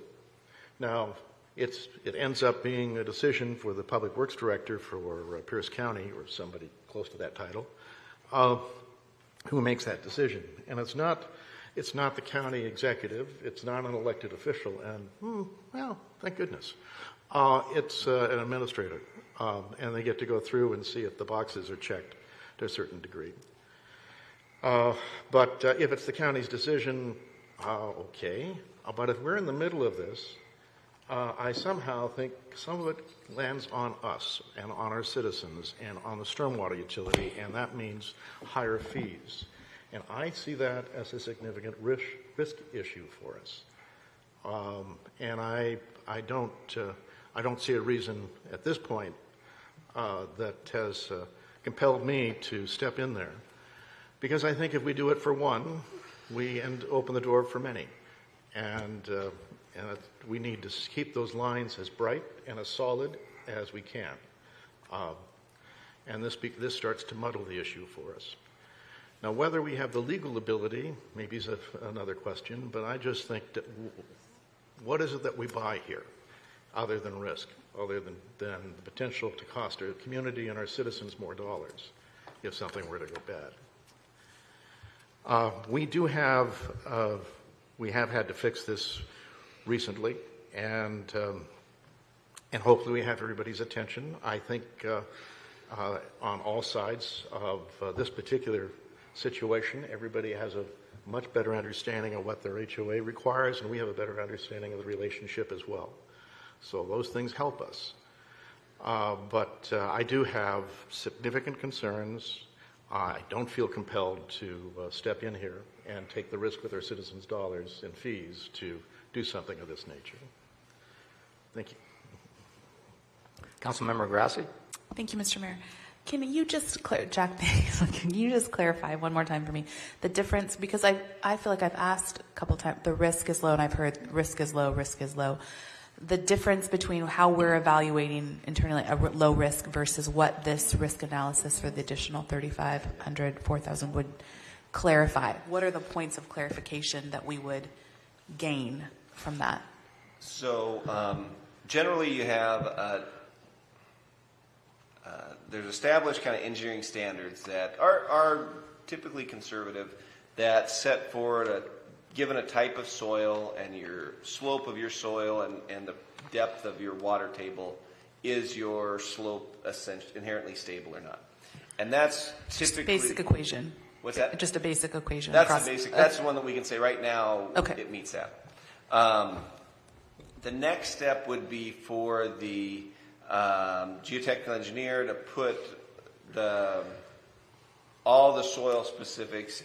Typically, in the old days, they probably all did it by hand, but now you've put all the factors into a computer program.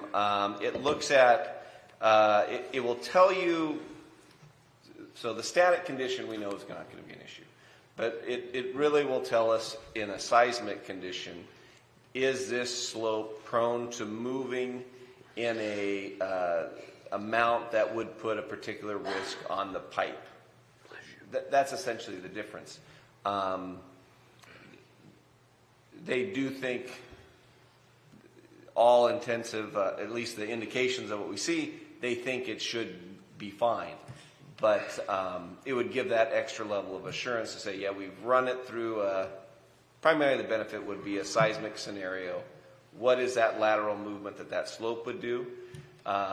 You can't obviously run through every, but there's a design level of seismic event you run it through, and that would tell you the stress that would be put on that pipe. At that specific area? Yeah. Okay. Okay.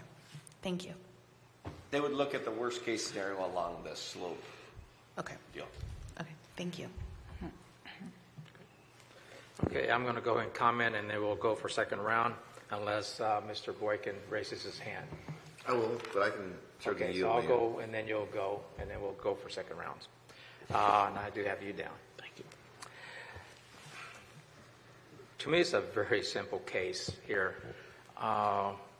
And Mayor Pro Tem, excuse me, I want to call you Mayor, I want to call you Mayor Pro Tem, Council Member Worthington, and all of the below. You said it very well with all the major points, and there were major points. And the one that is the most major is about the risk. And we've heard from staff, especially our legal staff, City Attorney Matt, that of the risk, and something that we should not be doing this for many reasons. I'm not going to start repeating it. We can ask them to repeat it, and maybe we should go through that just as a refresher course, because it's important to understand the legal ramifications that will occur, and it will. From everything I've seen in my lifetime around real estate, issues with water, water ponds, easements, right-of-ways, water pipes, cables, you name it, crap happens. It really, really does. And this is for the long term. I think that certainly we should not be entering any partnership that takes any that gives us our citizens responsibility. And so, and that's from a legal standpoint. And when something happens and they ask us, why did you do this? Why did you ignore your legal advisor? I would be really embarrassed for us to say we went against our legal advice on that. Not just from that, but also the county. Just because this partnership, and let's say we want to, and there's Rich, of course, they'll be like happy, but I think we wouldn't be able to go into a partnership, and we'll ask the city attorney here, but I don't relinquish the floor yet, but I think that would require Pierce County permission, because they're very involved in here. And I'll just ask, it's just a yes or no. If we had any partnership with them, would Pierce County would have to approve that? It depends on what I'll give you the lawyer answer of it. Depends on what you want to do at the end of the day. You asked for a straightforward answer. I'll stop there, but I could go further. Would it take more than... Okay, you want me to go further. You wanted a yes or no. Well, I think we need to be clear here. Yeah. No, here's the challenge, and it's two things, because there's really two questions in there. The first is, what's your role? And your role is principally as regulators. Jack has detailed for you, we have a regulatory responsibility under our NPDES permits, and he's outlined for you a course of conduct there. So that's door number one. Two is, if you're talking partnership, and I'm looking at this from a more transactional lens, that takes you away from your regulatory partnership, and in any transaction along those lines, you've got two large questions that you want answered. What do you want, and what are you willing to give up? In terms of, if you want to think of it, whether you call it chips on the table or what have you. We've identified, or at least some members of the council have identified what it is they want, but it has not been identified what it is we are willing to give up, unless you encroach or cross that regulatory barrier that somehow we're going to relinquish some regulatory oversight or something along those lines, or we're going to put money on the table. I don't know what that is, and it's not something that I've heard discussed. So that's the it depends answer that I gave you, somewhat cryptically trying to keep it short. So just to clarify a little bit, folks, is that the rules under Pierce County is that I think the planning director has the approval, or a director has the only approval to change anything regarding that pipe and agreements. Correct? Under the version of the Pierce County Code that we were able to locate on acceptance of pre-existing stormwater facilities, and assuming it even applies in incorporated areas, which is a huge asterisk in there, it delegates it at the staff level decision to their director of planning and public works, which I assume is effectively Jack's counterpart, or Mr. Eklund's counterpart over there. So even if he wanted to, it would have to go up back to the council for study. No? No. Okay, You it would take a stay look- with him, right. If you take a look Okay. at the excerpt of the Pierce County Code that's excerpted in your council packet, Right. So with that, again, there is an avenue, and that's why I recommended to McCluskey that it's more of a political request for this to be dug in internally within Pierce County, to have at least 3 members here that would volunteer to go and meet with our county council representative, with that person and other people involved, to see if there's a way that Pierce County has something that we don't know about that to help these folks in a manner that will make them, give them less risk. And so that would be my only suggestion, because everything else that has been mentioned about, being involved and everything else, to me, is liabilities that we should not incur on behalf of the citizens. Certainly not only for that project, but also for the other 40 plus that are around. You better believe it. This is a small town. They will know, and they'll be coming to us for the same deal, and we can't refuse. Once we open up the door, we'll have to take on the rest. And as Councilmember Worthington said, I know you didn't mention the numbers, but I can guarantee you we're talking about zillions of millions of dollars if things start going wrong with each one of them for whatever natural act that can occur. And to me, that would break the city, and I'm not going to ever suggest that we put ourselves in that position. So, with that, I think I have here Councilmember Fleming and then McCluskey. No, sir. Oh, excuse me. Well, I didn't have you down there. I just had these last few notes with you. Okay, now, Councilmember Boykin. Thank you, sir. Thank you, Mr. Mayor.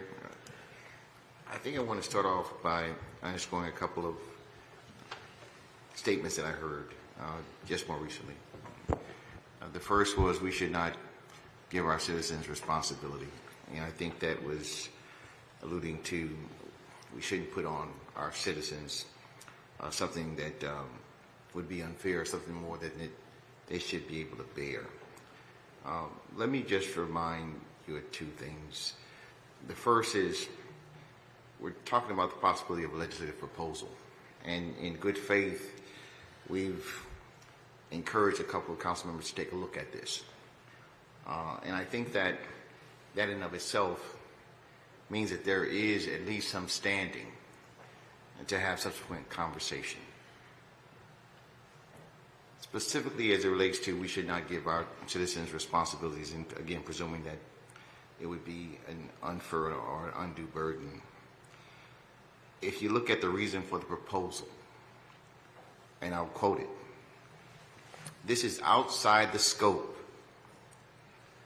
of their expertise and needs to be maintained by Pierce County Sewer as a public infrastructure to prevent a public health hazard. Now, if is a big word, if there is a public health hazard, I don't know who it is that we've been successfully avoiding putting upon, but there's going to be a mandatory response.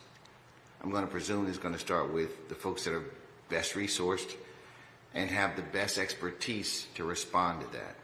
So I don't want to miss the opportunity to really center what it is that we're talking about. The proposal in of itself has been as a potential resolution for our citizens, not all of them, some of them, and Pierce County Sewer's pipe maintenance that would ensure the stability of a pipe. And again, it's been underscored that they don't own the pipe, meaning those residents in Harvest Ridge do not own the pipe. It's owned by Pierce County. And the whole goal is to ensure that if there's a catastrophic event, that we have been at least in a position to say, what did we do, and more importantly, what could we have done that we didn't? Is that something that we want to consider as we talk about what it is that we can do right now?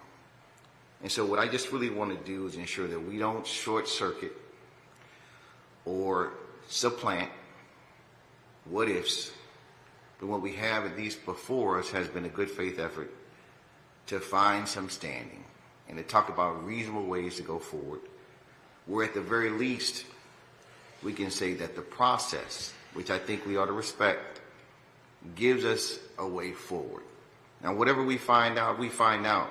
But if it's usurped by people who have just decided what those outcomes are, if it's usurped by what people believe that the risk to be too big, when there's clearly a process that does even name someone that, interestingly enough, isn't even an elected official, with significant power to just decide very differently. And by the way, that's independent of a risk. Just decide differently. What do we do then? So my point is, I think it's important to honor at least the process of having proponents that have made a suggestion, and then we talk about the merits and the outcome of that, as opposed to trying to revisit the history as if the good faith effort didn't go forward, or as a result there isn't real information in front of us to consider tonight. That's my comments, Mr. Mayor. I don't have anybody else. Mr. Mayor, I've had my hand up twice. Okay, well, just bear. I'm waving. Okay. So, oh yeah, it's right here. Thank you. No problem. Don't sweat it. Don't sweat the little things, he said. I did. Okay. So Councilmember Fleming, and then Councilmember McCluskey, and then Councilmember Wood. Thank you, Mr. Mayor. I think Councilmember Boykin's a hard act to follow. That was very eloquent, and I appreciate your comments. Since we're having, again, this is meant to be a friendly conversation and not anything beyond that, I just wanted to address a couple of points and then make a couple of statements. First and foremost, when we talk about risk, and I've heard about, we open our residents here in University Place to increase risk if we even pursue this conversation. As a council member, when I got elected, I was elected not to represent a select number of citizens. We represent all the citizens in this community. So I just want to take a step back from this dialogue that we're having and really kind of call to our attention, because in all the conversations so far tonight, it's been protect our citizens against Harvest Ridge. Harvest Ridge are our citizens. They're not another entity. They're not another being. They're not another city or community. The people who live in Harvest Ridge are our citizens, and all 7 of us are elected to represent them. One role that we have as a council is ensuring the safety and the well-being of our citizens, and that's what part of this conversation is about tonight when we do that. I do appreciate our council. I love the guy to death, but some days we agree to disagree, don't we? But I do like that statement, if you break it, you buy it. That theorem of law, I guess, is what it falls under. But if we adopt that would imply that we should never inspect that, because any time we inspect it, whether it's annually or every other year, if we miss that little tear, we broke it, we buy it. So, I think it's important that, we keep in mind the risk will always be there, no matter how often you inspect that. So my comment again is, this is a very unique retention pond. It is the largest in University Place, and it has its risks because we didn't create them. They were created before our time. I think the annual inspection is being proactive versus waiting to be reactive. When we talk about partnerships, I heard earlier, it's, what do you want and what are you willing to give up? But partnerships are not about losing. It's also about building a win-win relationship. And it's also, what can we benefit when you create partnerships? If you don't like the term partnership, come up with something different. But what I would really like us, as we move this conversation down the road, that we really start focusing on how can we be proactive versus waiting to be reactive to situations.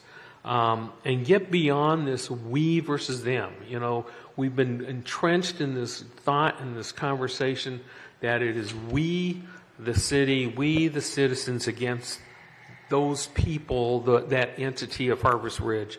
You know, at the end of the day, we are all citizens. We are all in this together.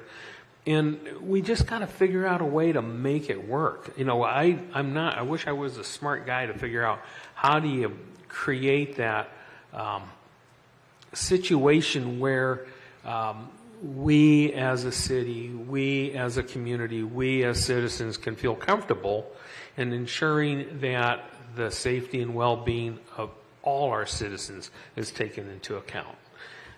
So, you know, I really dislike debates where it's a we versus them, because it really is us at the end of the day. So those are my thoughts, those are my comments, and I hope that we would process those and just think about it. Thank you. Councilmember McCluskey. All right, thank you. Well, Councilmember Boykin and Councilmember Fleming said a lot of what I was going to say, that maybe the partnership is the wrong term, but there is certainly a coordination that has that we could talk about with the pathways forward on this, because when Pierce County noted the issue, they immediately went to University Place to be the authority and set the direction for Harvest Ridge. So we were, you know, the hammer to get things going, and they just sort of stepped aside. And I would like for them also to be proactive along in step with City of University Place, not to take any responsibility, as Councilmember Worthington is worried about, because certainly I don't want any undue lawsuits coming to our city that would possibly bankrupt it or create a huge budgetary issue. This is not what this is about. It's about getting together with Pierce County Sewer Administrator and the City of University Place, you know, and Councilmember Mello, as long maybe with a couple of our city staffs, to talk about how we can create a stronger relationship and a partnership with Harvest Ridge, and to ensure that Pierce County Sewer takes ownership of the pipe, because it's not just the pipe. They own the soil, top and bottom of it, for, 10 or so feet on both sides or less? They just have an easement. They don't own the soil. Yeah. It's an easement. Okay. The what? It's an easement, so the HOA actually owns the soil. Yeah. Okay. All right. Thank you. And also remember that this proposal was written and submitted May 2nd, quite a few months ago.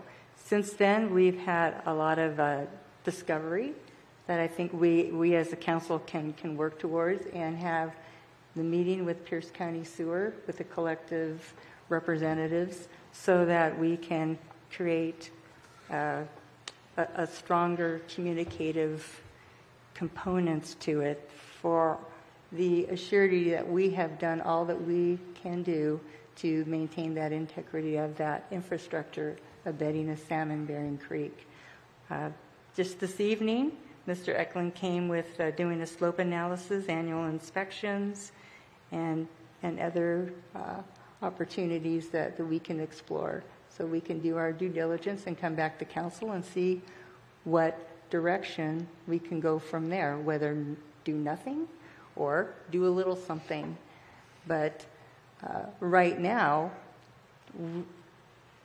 Councilmember Fleming and I cannot go to Ryan Mello or Pierce County Sewer Administrator and represent anything from the city.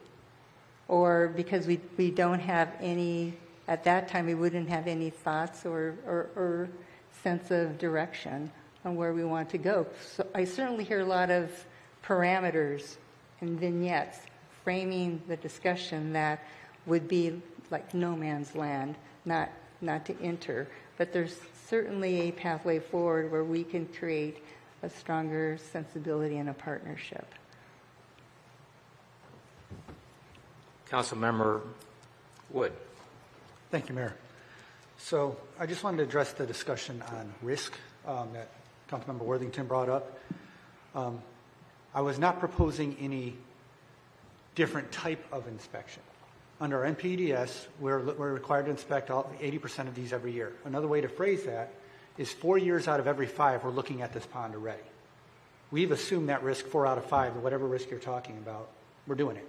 I was just suggesting as part of our stormwater management plan, we identify this pond as a priority, and we could possibly identify a few others that are larger or more significant for whatever reason, and just say, we're going to check them 5 out of 5. I really don't think the city assumes really any additional risk by saying we're going to do the same inspection we always do. We'll inform the community if we find anything that would be part of our standard inspection and do it 5 out of 5 years instead of 4 out of 5. I don't think that's a big liability for us at all. And I'll just focus my comment on that one right now. Thank you. Councilmember Worthington. Thank you, Mayor. Thank you all for the discussion. Couple of things. I did want to point out, this is our third study session on this. So we've been working on this for a while. I've been pretty quiet for the first two because I wanted to hear what was on the table and see if I could understand, approaches and such. But I thought it was time for me to share my thoughts. And these are, frankly, the thoughts that I had some months ago when this first came in. I've done some research as well. I've met with one of the HOA advocates privately. Not privately, it was in a public place, but I mean, in a appropriate setting. But let's say, yes, I spent some time. He offered to explain his views. I listened. I explained my views. We got up and paid for individual coffees, and off we went. It's been, I think, an open process. And by all means, Harvest Ridge is part of our community. Absolutely. The 1,500 or so folks that live there, or whatever the right number is part of our community. And I do look for, and I think we would all like to find some way to provide some help in a certain respect. Frankly, we have helped. We've fixed a problem they didn't have the expertise, unfortunately, to deal with. Our staff did. I'm not sure that that's always thought of help as more about enforcement, but it protected their property, their investment in our community. And it was necessary, and it was done. And they've paid us back virtually almost all of it. And I have little doubt that it'll all be taken care of in terms of whatever might be outstanding, if anything, at the moment. I just wish it had been a little more expedient on their part. We have to remember they were on a notice to correct the situation, I think, for 18 months. It was a fairly long amount of time, and we ran out of time because the weather was coming on. And we start getting a little antsy about what that means to our community. I just want to make sure we've all get this in perspective here. So that also got my attention. I'm a former regulator of sorts, and there's some things I've learned you can get close to and hold hands and get through, and there's other things when you go, that's just too big for me to try and to get over, to fix. But maybe together, maybe the 7 of us can figure out a way. But it in my view, it's not going to be something that I'm going to be interested in supporting if there is a likelihood of any additional risk to the community for the reasons I've already articulated. I don't need to go down that road. You've heard me, I think. Perhaps there is a way to coordinate. Perhaps there's a way to talk to the county, and perhaps there's a way to facilitate a conversation between the county and the HOA, if the HOA is really interested. That's a list of stuff already on that administrative review. Some people may ask, why is it not an elected official instead of an administrative official? And there's really a good reason in these things. It's because it's a factual review. And it isn't about property. It isn't about politics that elected officials are experts on. It's about facts. And it's about quality.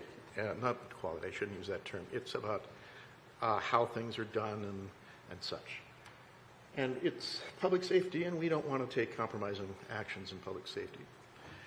And you may think it's odd that the county does that, but we do the same thing.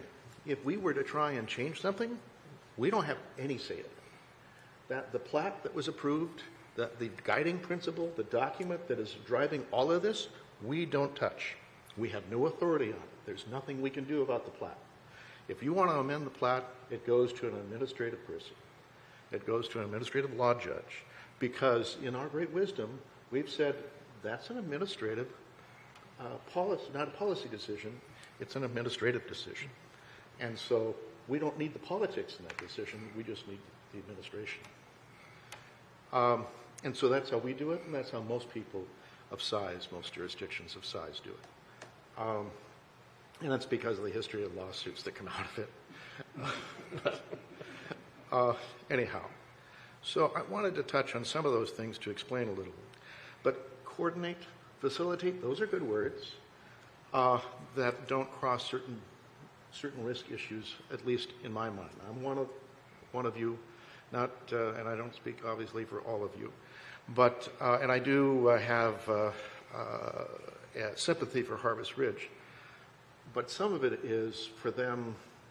Hopefully, their eyes are open to the responsibilities that they have, and we don't want to shift that responsibility onto people that indirectly end up, or even directly rather, end up having to take care of it. Our citizens, our taxpayers, our property owners through stormwater utility fees. So maybe there's some other approaches open for that. We can sure talk about it, and we are something like 6 hours into our discussion over the course of those last 3 meetings in what has been about the last 90 days. So anyhow, thank you. Everybody's spoken twice except for me, and I'm going to give this around before 9. No. Oh, you haven't? Oh, you haven't? Are you? Yeah, I'm saying, Mr. Mayor, I have not spoken twice. Okay, would you like to speak again? I would, sir. But Okay. again, I can Now, wait. that being said, it is getting close to 9. This is going to go to another study session. We're way, in my opinion, apart from giving any direction where to go. So this is going to go to another one. So at 9 o'clock, unless the council decides to extend this, knowing that we probably will never settle what direction we want to give staff, is that we're going to need another study session. Just keep that in mind as you speak, and then if it goes over at 9 o'clock, I'll have Mayor Pro Tem call for a motion to extend, and we'll go from there. Okay. Councilmember Boykin. Thank you, Mr. Mayor. I just wanted to underscore really 2 points. The first one, and I will just quote our city attorney tonight. He said it depends on what you want to do. And the reason why that's important to center again is because it does remind us that the 7 of us could do something different, could do something extraordinary, could do something in spite of it being hard.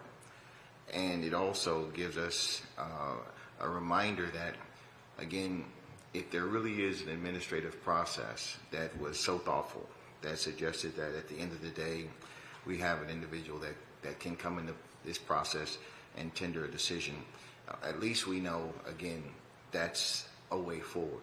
The other thing that I would underscore as the second thing is that this situation is really, again, asking people to do something that they cannot do alone.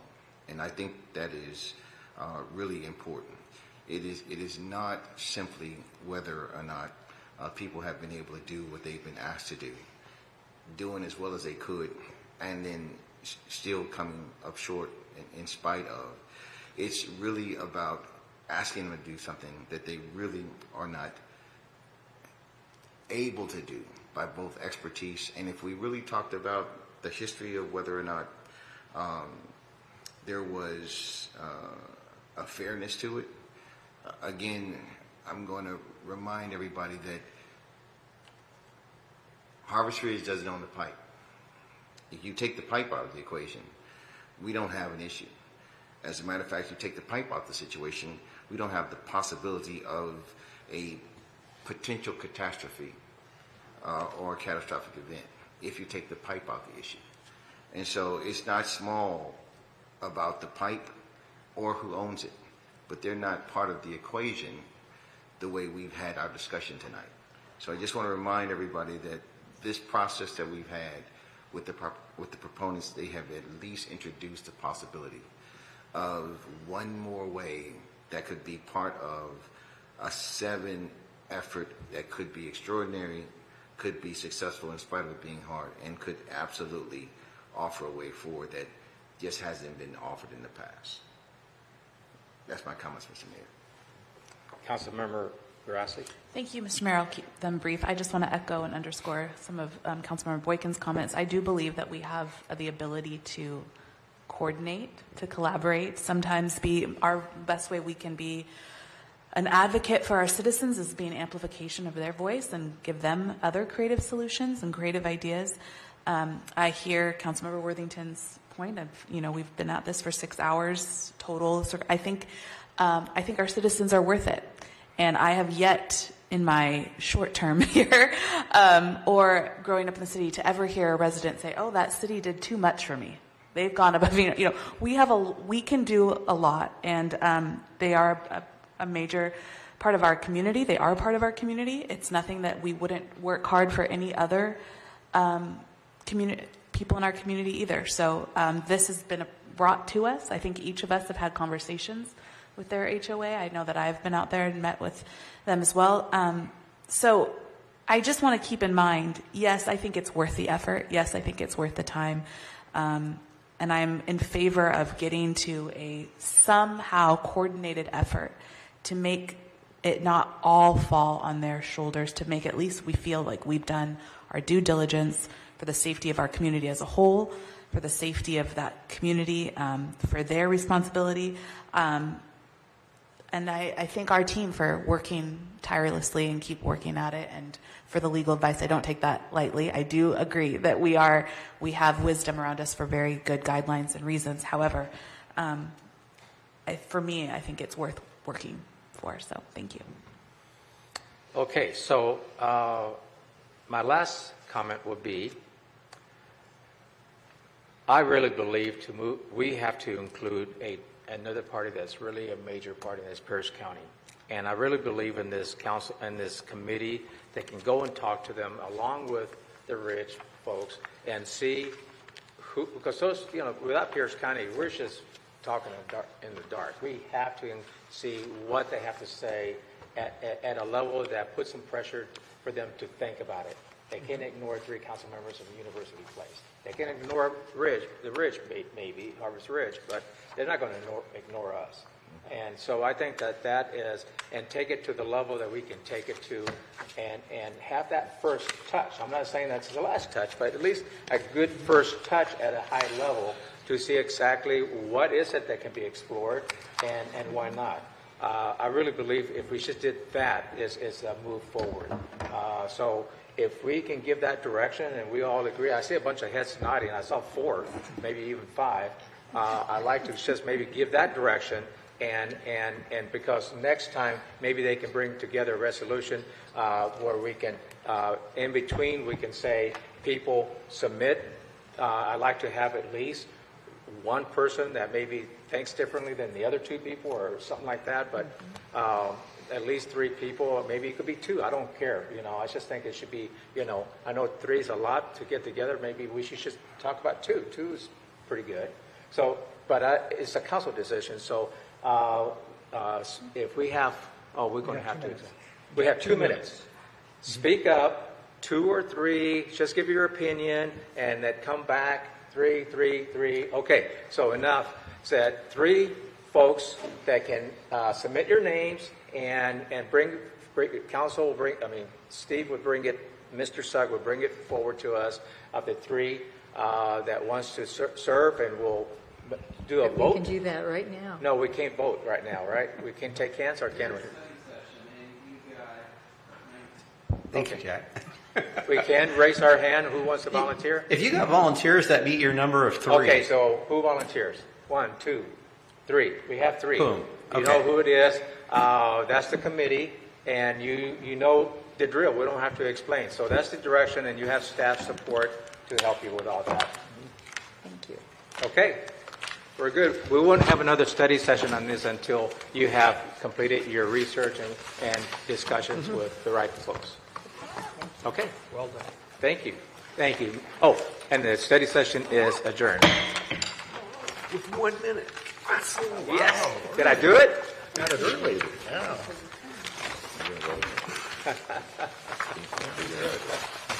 Thank you. Sure.